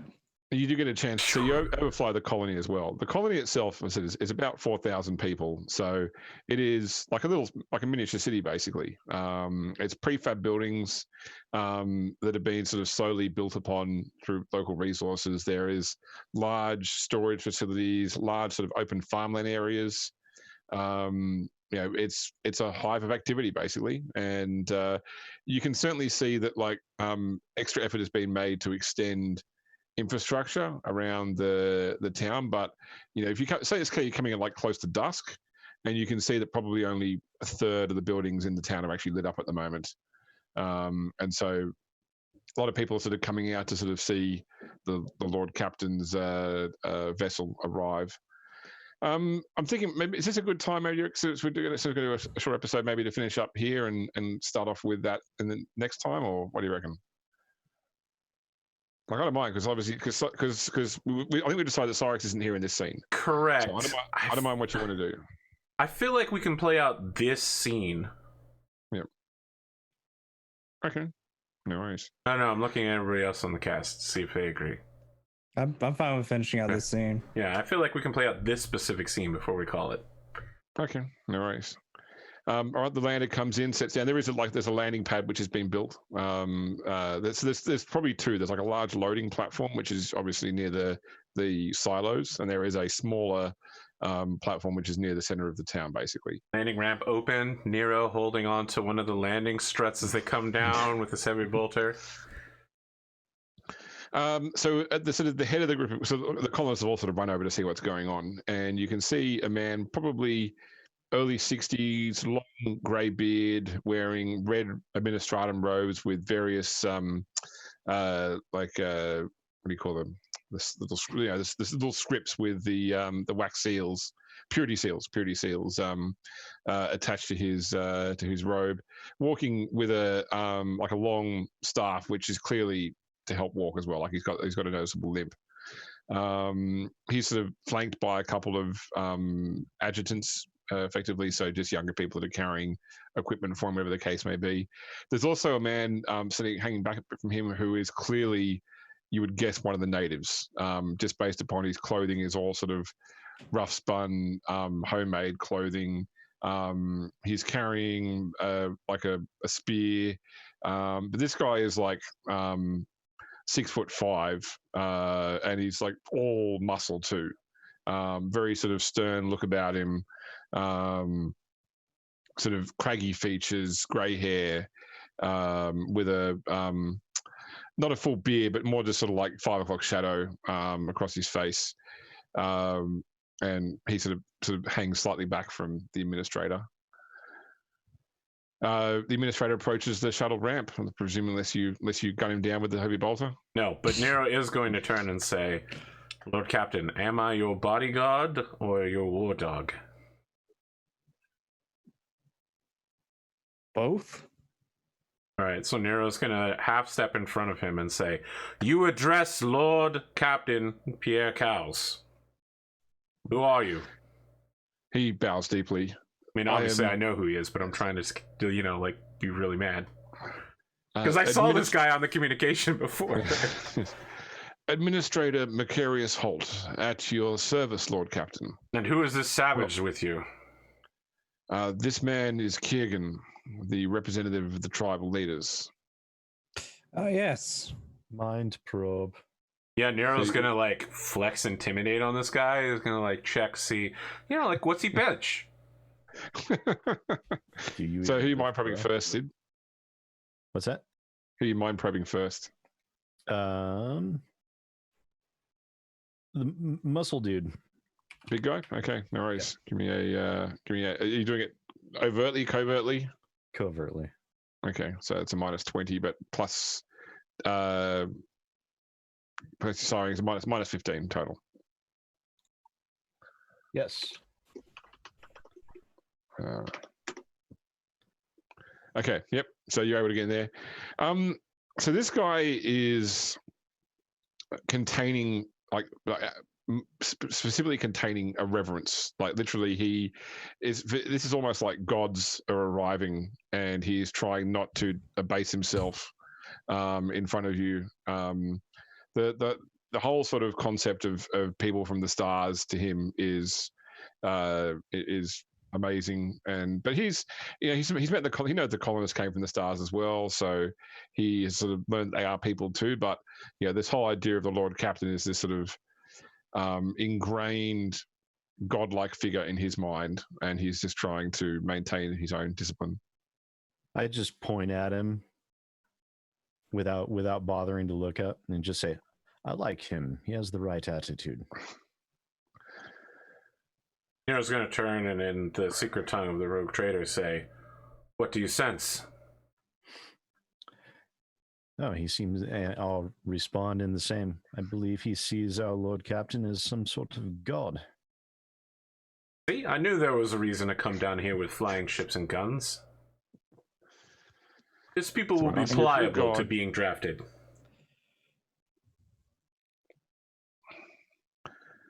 Sorry, was there a question in the air story to Holt? I'm going to remember what was the last thing that was said before Sid started probing minds.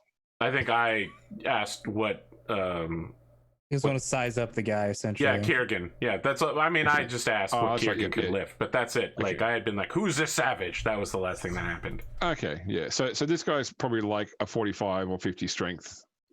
Okay. You assess, but once again, he's not wearing armor that would be at all effective against your weapons. Well, what weapons does he have? A spear. The spear. Okay. Yeah, but like, what kind of spear? Are we talking like a rock? Flint head? Are we talking steel, bronze? No, it's a steel. It was a metal. It's definitely a metal head. You would iron or steel. You can't really tell from here, but it wouldn't. But it wouldn't be capable of scratching my armor, right? Like it's no. It would definitely have the primitive quality. So yeah, the only reason it would get through your armor would be because of the strength behind it. Really. All right. Yeah. Stab you real good. Yep. All right. I'm going to step aside to let them have this conversation. I'm confident that nobody here is a very big threat. Yep. It's late, Lord Captain. Shall we retire to the central hall and we can organize a meal as well while we talk? Of course. I have a few inquiries I'd like to make while we're having the dinner. Very well. So he sort of walks you guys, and like all the crowd are very impressed. They're all clear, and they're all sort of. There's lots of whispering back and forth. Is that the new Lord Captain? That must be the Lord Captain. And try and scan the administrator too. Okay, nice. Give me a roll. As you're walking as well, he's basically effectively. Wow, incredible, Sid. I don't want to hear shit about Sid Alpha rolling again. Like every time he does mind probes, he's nailing it constantly. It's just on D6s. That's his issue. Yeah. As you're walking along, he's like giving you like the penny tour of the place as well. Like, this is the reclamation facility, and this is where we store our food, etc. He's just going through, giving you the quick tour. Yeah, Sid, reading his mind. I mean, he is trying to impress. He's trying to impress the Lord Captain. There's no sort of duplicity in his current actions. I just need to remind myself of his personality from my notes. 1 second. It was, So this guy is actually honestly a good administrator, and he's got like a laundry list of things that he simply can't, like he would solve if he could, but he needs extra resources to solve. And so his hope is to spend as much time with the Lord Captain as possible in order to sort of go through, okay, we need this, and this is, and he's got his sales pitch ready to go. Like, if we can have this, our productivity could be up here within 6 months' time, so yeah, he's just waiting for his elevator pitch. Literally, just like Nero at the beginning of this episode. all the while, like, Pierre's thinking, I was like, well, you're not going to have 6 months' time, to be honest with. And everyone goes about their activities. Like this place, probably, if there was a word that you could ascribe to this settlement, orderly, it would be it. Everybody knows their actions. Everybody does their job. The place is well laid out. It's efficient. It's a well curated colony, basically. And you're taken into a central hall, and there are once again paintings on the walls of the former rogue traders of the Cowles dynasty, including your mother's. This place seems to have the prerequisite amount of faith and piety in it. As such, there are certainly symbols of the ecclesiarchy about it, and the machine cult, without being a shrine world. This is very much just what you'd expect of an imperial colony. He takes it. We all sit at a table, and food is brought out. Pretty much, we think of it like it's farm fresh food. So probably it's not exotic foods. It's pretty much what you would get if you were on a farm. So, but well prepared, obviously. So meats, vegetables. Good fare, especially for Nero. Administrator Holt. Yes, sire. Your colony seems very orderly and pious. We have been blessed with the God Emperor's graces, and we have succeeded so far. As I communicated to the Lord Captain before, the biggest issue we face right now is we've grown beyond the limits of what our current generators can handle. We've had to prioritize different buildings at different times and ration out the power. And yet, what you placed before your Lord Captain is fresh food, which of course is quite rare, but I don't see any partridge here. There is no stuffed game hens. And of course, I don't see anything, a delicious meal, perhaps of... I'm scrolling for my recipe list. A delicious meal of void-burned Winterscale Creeper, which is native to Winterscale's realm. Where are your finest foods, sir? You knew the arrival of the Lord Captain, and yet you have prepared this, while excellent food. Surely this is not good enough, Captain.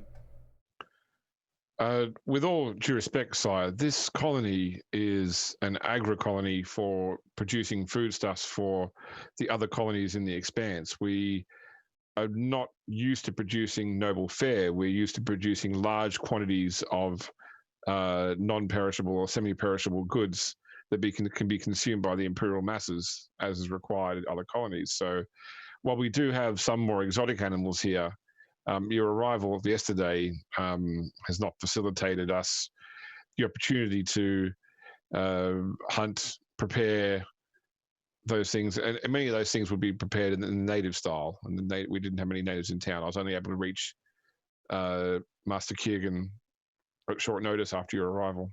Lord Captain, I apologize that these men were not prepared for someone as august as your presence. On the contrary, I tend to find them quite rather well prepared. After all, a simple meal prepared with caring hands can be one of life's gentler pleasures. In Sigurd Tongue Rogue Trader, Nero's going to be like, okay, so you're doing good cop then? All right. Yeah, Nero says that and then nods, and then turns back and say, please, continue, Administrator Holt. Well, I have prepared some reports for you to peruse about the last several months of activity. As was directed, as I mentioned on the call, we have not sent anybody from the colony to the wreck. We've kept well clear of there. The natives generally avoid the wreck, although whether or not some of them have, we don't have any sort of security systems around the wreck to detect whether others may have gone there. But for the most part, we try to avoid that area. Do you have sensors capable of keeping track of the wreck? We have sensors we could deploy there, but you will do so. He looks to Pierre for confirmation. I mean, Nero just stares this guy in the face and says, "You will do so immediately." Yes, what sensors you can get near them would be fine.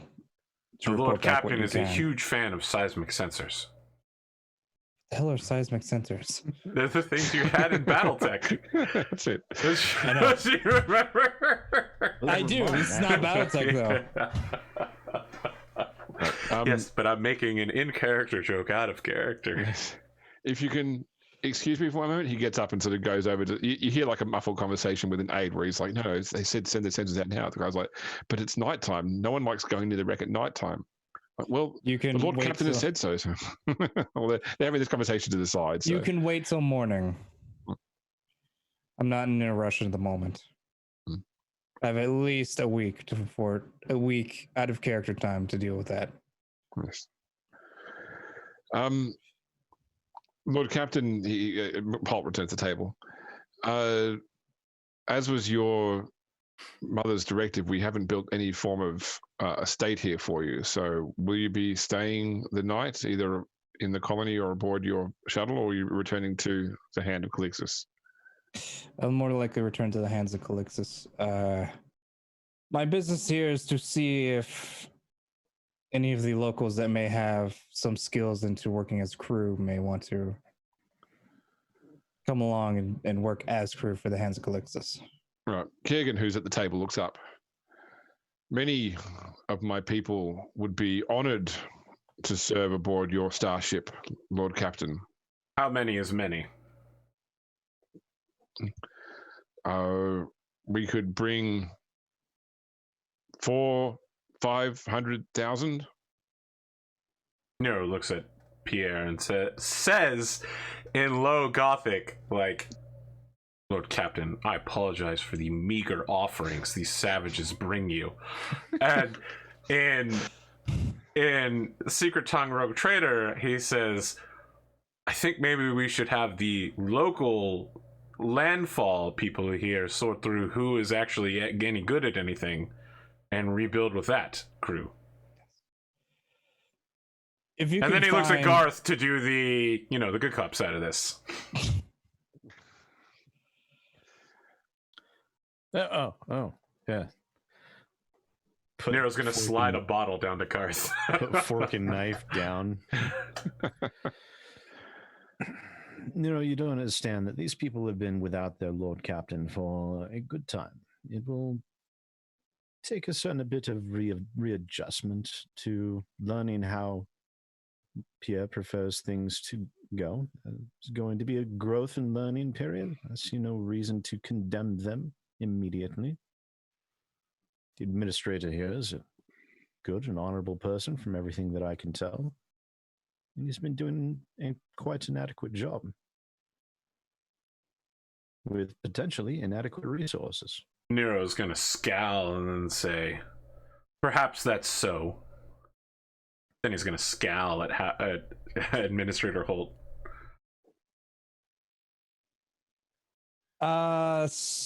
So how much room do we need to fill in for the Hand of Calixis? You need probably about. Well, see, you're short about 18,000 people. You could take them entirely from here, but you probably need to do. You would be beneficial getting some actual more trained people from things like Port Wanderer or the case. That's the case may be. If you can sort through and see which of amongst all of you are the best. So Hot John's in here.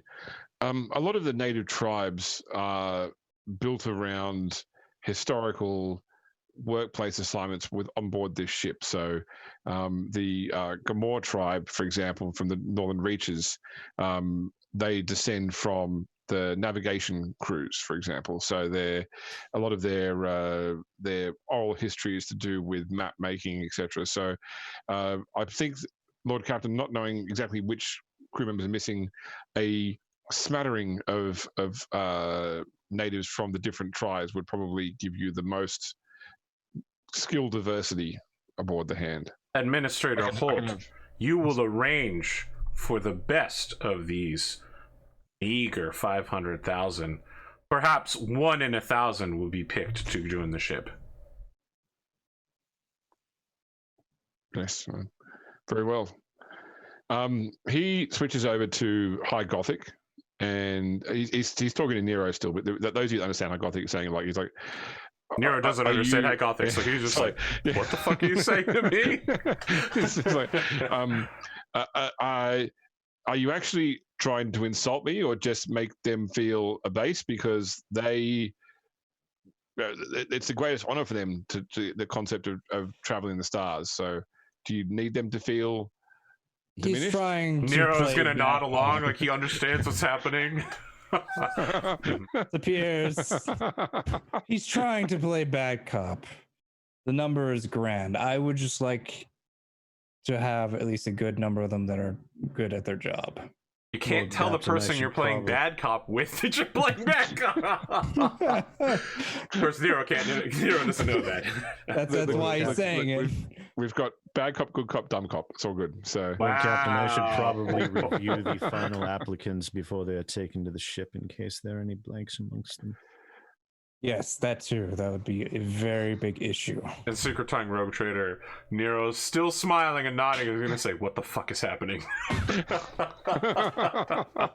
If Pierre will reply, and the Rogue Trader is like, "It's business. We're going through." Now more than ever, Nero feels as if class warfare is being engaged against him. Wait, do you not understand High Gothic? Lord Captain, I am a low Gothic state of mind. I'm afraid that I didn't receive the same schooling that you and Lord Garth Valance did. Ah, of course. I speak the tongue of the military quite fluently, as you might expect. He'll briefly explain what they were talking about, minus the admitting that he was trying to play bad cop situation. All right, what would Nero's response be? Give me a second. Nero is going to... You're not telling him about that part. And he's going to turn to Hold and be like, grrr. 5,000 meager offerings for the Lord Captain should be sufficient to whet his appetite for now, if they are of the highest quality that your man here, Kiergan, says. I'm not looking to replace a whole ship crew that I'm missing with them. Of course, we are not missing crew members. We simply wish to uplift these savages to the greatest honor. Okay, so I'm going to give you a ship back, D6 morale and 20 crew. So, can someone, Pondo, why don't you roll me a D6, please? 4. Wow, I'm so glad you didn't ask Sid to do it. That's the key. Okay, Well, so you're back let's- up to 50% crew and 69% morale after this is all said and done. Nailed it. Uh, Nice. where can we enter Classic. that in? I've done it. I've already done it. It's unfortunately the current number is only available on the attributes and abilities tab down the bottom. Crew morale. Yeah. Lovely. Yep. So I fixed that. I already. see. Okay, I didn't build this mod. Someone else did. that's I've fine. done it better. Of course. Apologies to whoever actually wrote this mod. I can't do Roll20 mods. All right, so he's just going to basically sprout administration bullshit at you for the rest of the evening about, Of course. we need more server haulers, we need more tractors. The main thing definitely is the power infrastructure here is what's limiting this colony from growing. Basically, until that's resolved, it cannot grow any further. So we spoke in brief about the colony system, but at the end of every 3-month cycle starting from now, you'll be doing a test to see if each of your colonies grow and whether you can extract profit factor from them. Any colony which grows then has a hard infrastructure requirement. Until that's fulfilled, it can't grow again. All right. So this one requires power infrastructure. How many people of this colony are there? About 4,000. 4,000. So if need be, if needed to pull them out in short period of time, there would be enough room in the Hand of Calixis temporarily to hold them. Yes, definitely. Okay.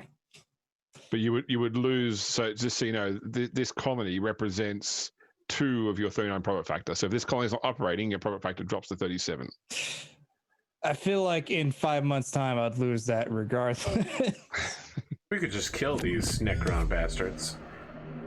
Out of character, I mean, we could just engage them in ship combat and zone them and then be like, oh man, look at these cool new Xenos corpses we've got.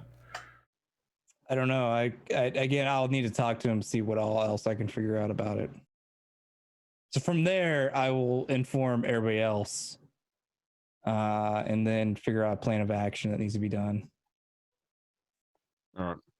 So you're happy here? You're happy to return to the hand after that? Yes. Okay. So the last thing I want to say is, as an ending cliffhanger, is that in the morning on the planet's surface, when they do send people out to set up the sensors as requested, information comes to the ship that there were actually sensors that were set up by the crew of the Hand of Calixis originally, which they've effectively plugged into, and those sensors show that there is an immense subterranean area underneath the wrecked ship. At least a mile deep. Okay, that Something to answers that question. investigate. You know, Lord Captain, I'm beginning to think maybe you need to sell the location of this wreck to the Adeptus Mechanicus and be done with it. Oh, now you agree with me. Or you could buy more heretical visions. Well, So that being is said, there- they did knock back an offer of a resting place of a wrecked ship, though. But what do you mean they knocked back? They said yes or they said no? They said They said no. they said no. So Jean Quin's Hall bid the resting place of a crashed battleship, and they said no to that. Well, this is a totally different. Wrecked battleship. This is a battle cruiser. Yeah, Come on. this, this is a heavy cruiser, and it could be like a prototype or first of the line. Yeah, it's a premium edition. There's Space Marine stuff inside. I know you Adeptus guys love Space Marine stuff. matching numbers, you know. So I feel like I got a miles- little cat you toy, use like a car little salesman laser. So a mile underneath the ship is So it's not Right. what I mean. It's like it doesn't start a mile down. Like it starts from directly beneath the ship on the surface and goes like it's a whole bunch of subterranean passageways underneath the ship, going at least a mile deep. That's as far as the sensors can read. We should I want to go probably investigate, but shouldn't. Lord Captain, I can see that you want to go investigate. Please don't. Let's You, go like your investigate. mother, will be affected by the horrifying mind powers, and then you will become one with the ship. Let's investigate. I strongly urge you. Are you already affected by this thing?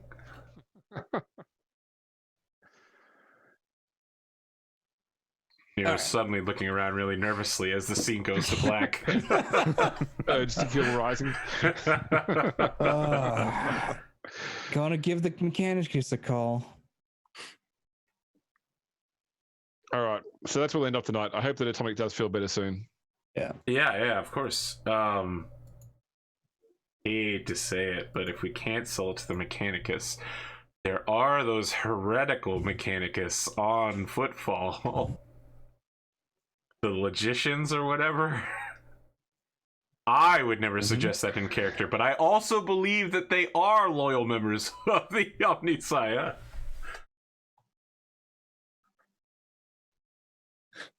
What do you got for us, James? I think the Mechanicus would want this. Oh, you're letting us take it? Okay. I mean, for a price, though, it would be acceptable. Listen, this thing is a fucking chaos. Out of character, I'm like, this is a chaotic shithole. I would be able to go on board, and pretty much nobody else.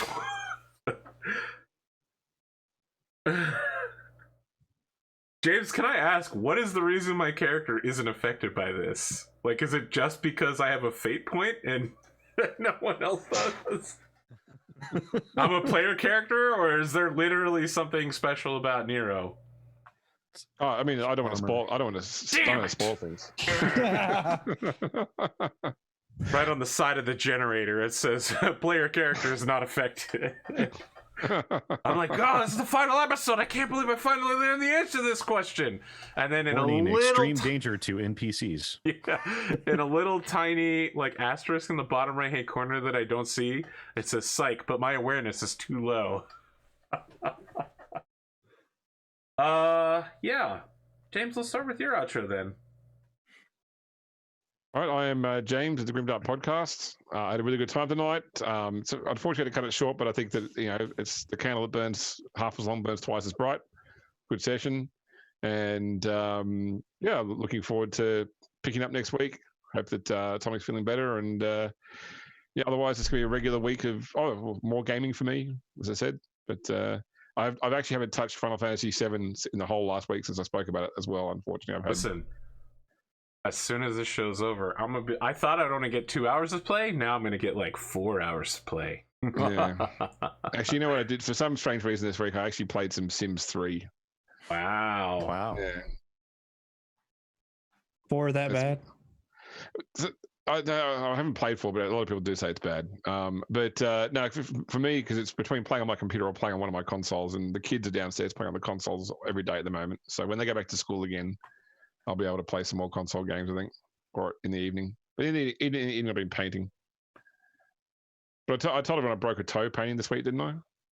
Yep.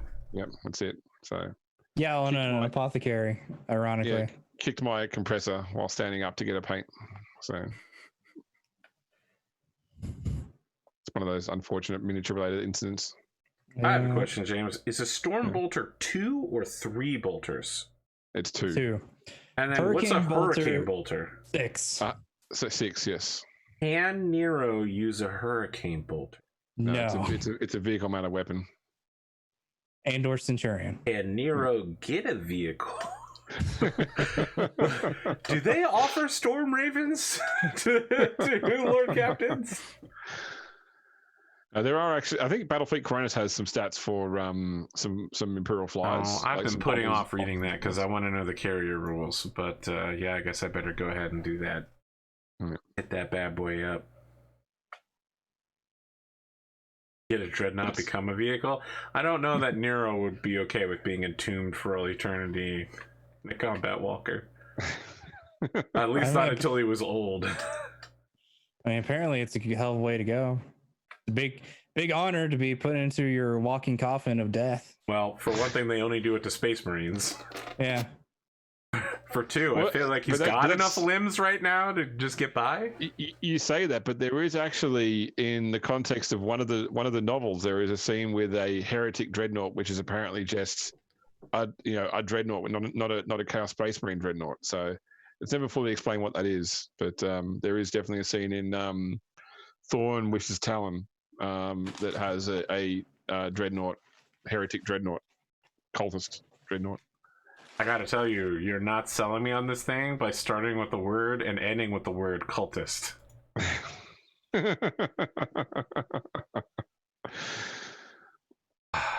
Well, you know, speaking of... Anybody's breaking going to jail. It's fine. Okay. Sid, what do you got? Yeah, thank you everyone for coming out to watch. Really appreciate it. Had a lot of fun, poking fun at Nero and my character's lack of sight. I appreciate your humor and at impromptu playing the good cop before it got ruined. And yeah, I'll probably be working on trying to get at least a video out again this week on my YouTube channel, and we should be back on Thursday for more battle tech. Before we started the show, before you actually joined onto the show today, I was saying that the artist we've had doing the art for these characters has done an awesome job, which we hope to share soon. It's phenomenal. Soon as Arthur releases, his ironclad grip. But we don't even have all 4 pieces of art yet. I know. Jesus. I was saying I felt guilty about the fact that so far every single player has gotten like the first draft and had like no changes required, and he's got like okay, now here's a full color, no changes required. It's like he's got it perfect every time. I just want, when you do it, Sid, when you give me a description and you use the first draft, I want you to say it's all wrong. You need to fix everything, just because everyone's been so easy with the rest of them. Artist 1 is Connor Hughes. Artist 2 is Hyrule. I'll see what I can do there to be cantankerous and. I got that reference. Yeah, I know. To work with. It's because I had to hear about it. Oh God, Hyrule. Yeah, Sid, you just have to play the backup. I just want to remind everybody that I'm role-playing a character that sucks at talking to people. Like, it's negative for it too. Yeah, if it's Even not worse about with combat. orcs. Yeah, chaos. See, we just need to start figuring out ways how to inject orcs into like every conversation. I mean, if there were chaos orc pirates and I wasn't talking about combat, I would have a 0. That's funny. You just need to talk to someone who's not intimidated by you, which is because most people have been so far. So that's why he's been trying. Good, that's intentional. I go to this person to intimidate them. I mean, I carry large weapons. I have combat armor, and I go, grrr, I'm angry. I've yet to been able to do charm stuff. Well, you could. I'm not stopping you from doing that. You can just be like, Administrator Holt, I apologize for my dog. He's just doing his job. Let's have a dog. Let's have a gallon of sweet tea and sit down with some of your southern biscuits. I haven't been able to convince anybody yet. That's the issue. Well, most of the people you talk to work for you, so... Well, I'm talking about the people that don't work for me, that I'm trying to get stuff out of. And you guys did come within a hair's length of a combat tonight. You flew right over the top of it, though. Perfect. That's exactly what I wanted to do. All right, we'll just walk into it next time. Don't do that! Yeah. No preparation. Oh, let's take a look at this. It'll be great. We're not going into combat without our tech priest. Yeah, that's what I said. Next time.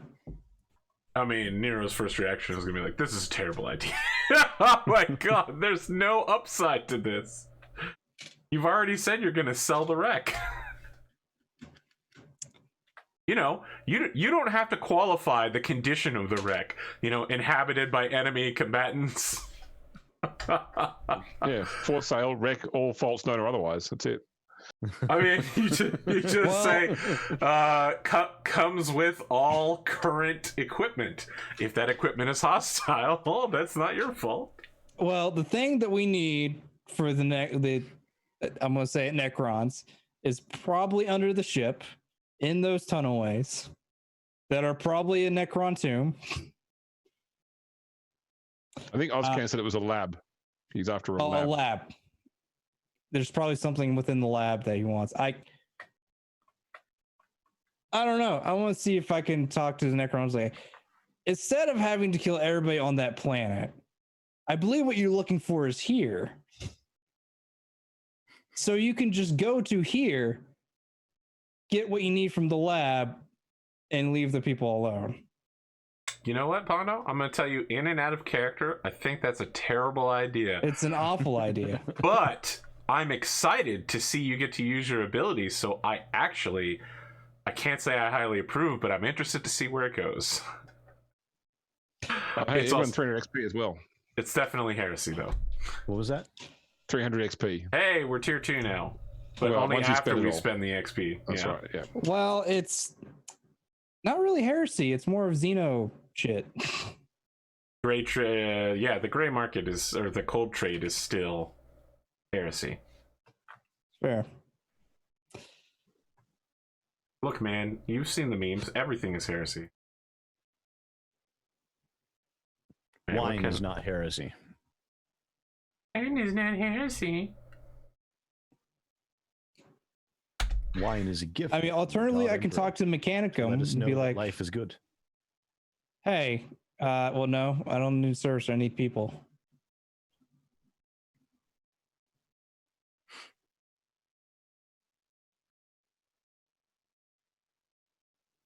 I'm running low on good stuff. Aren't we rank 2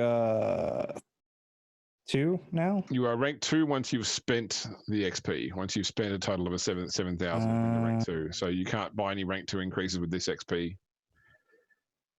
Gotcha. So it'll be after we spent this, we got it. All right. That's right. But we yeah. can buy intermediate, trained, expert. Yes, you can. You can buy. Yeah, you that's can what buy all I'm the way saying. through to- That's what I yeah. said when I said ballistic skill 2. That's my Yep. second that's right. buy. Yeah. I'm not trying to alarm anybody with some. Yeah, pretty much by the end of rank 1, you pretty much got to be buying because most people won't buy all the stuff in their rank 1 tree. I Rank think 1, there's you've like got one last thing I to need. increases. It's like I have primitive talent that I could buy, but I don't feel like buying it because it isn't. I don't plan on being stabby too often. I can tell you, AP, that rank 2, you have access to my favorite talent in all of Rogue Trader. What is that? Reload? No, that's probably not. True Grit. True Grit. I don't even Yeah. have that on my list. What does that do? It means you always count as lightly wounded. You can never be heavily wounded, so you heal as lightly wounded. That's you heal them all in one day? Yeah, pretty much. Yeah. Huh. That's not I- bad. I- Handy. I do like survivable characters. I'm definitely a high con player. I mean, triple what? So if I get sound constitution times 3, does that mean I get 3 more, or Wounds. I get 2 more because I already have sound constitution? So each time you buy it, it adds 1 more wound. Okay, so if I buy sound constitution times 3, I get 3 more hit points. Yeah, that's right. Okay. Well, that and True Grit are probably going to be immediate buy-ins on top of rapid reload and some of the others. Dodge plus 10. Oh, that's what I was thinking. So True Grit. So True Grit is whenever you take critical wounds, you halve the critical result. So yeah, so it takes like a -20 to clear rather than a -10. Still very good though. That's That right. sounds pretty good. Yeah, it's something else that gives you the yeah, it's like auto sanguine. Auto sanguine is always counts as lightly wounded. But yeah, but True Grit definitely. Oh, once that's a the thing that Atomic has. yeah, Atomic has that. Yeah. Yeah, I don't have that here. Yeah. Still, But True Grit, taking yeah, very- half very- the makes it very critical survivable. rating does sound like it's a good idea. I mean, 100 turning into a 50 sounds like a big shift. Well, because what happens when you go negative wounds, you look at the critical table for how many wounds you are negative, and pretty much anywhere at -8, 9, or 10 is a fatal wound. But you halve that negative for looking at the table when you've got True Grit. Okay, so yeah, like I would live for a very long time. Yeah, it would take like to a -16 will be required to get into the 8. Good. I don't know that I can spend anything right now, unfortunately. The good news is you got a week to think about. Yeah, I mean, well, no, the next week I'll just probably buy the 500 ballistic, and that'll bump me into the tier. Yeah. All right. Did we do your outro, Hondo? I thought we did. Think so. Okay. Anyone else got anything to share last minute? This is your last chance. This is your last dance. This is ourselves. Under pressure. We'll be back next week, or not. I mean, we gotta hear back from our guy, Atomic, but Yep. you'll know when we do. Have a good night, guys. Fire noises. Oh, that's right. I don't do fire noises on this anymore.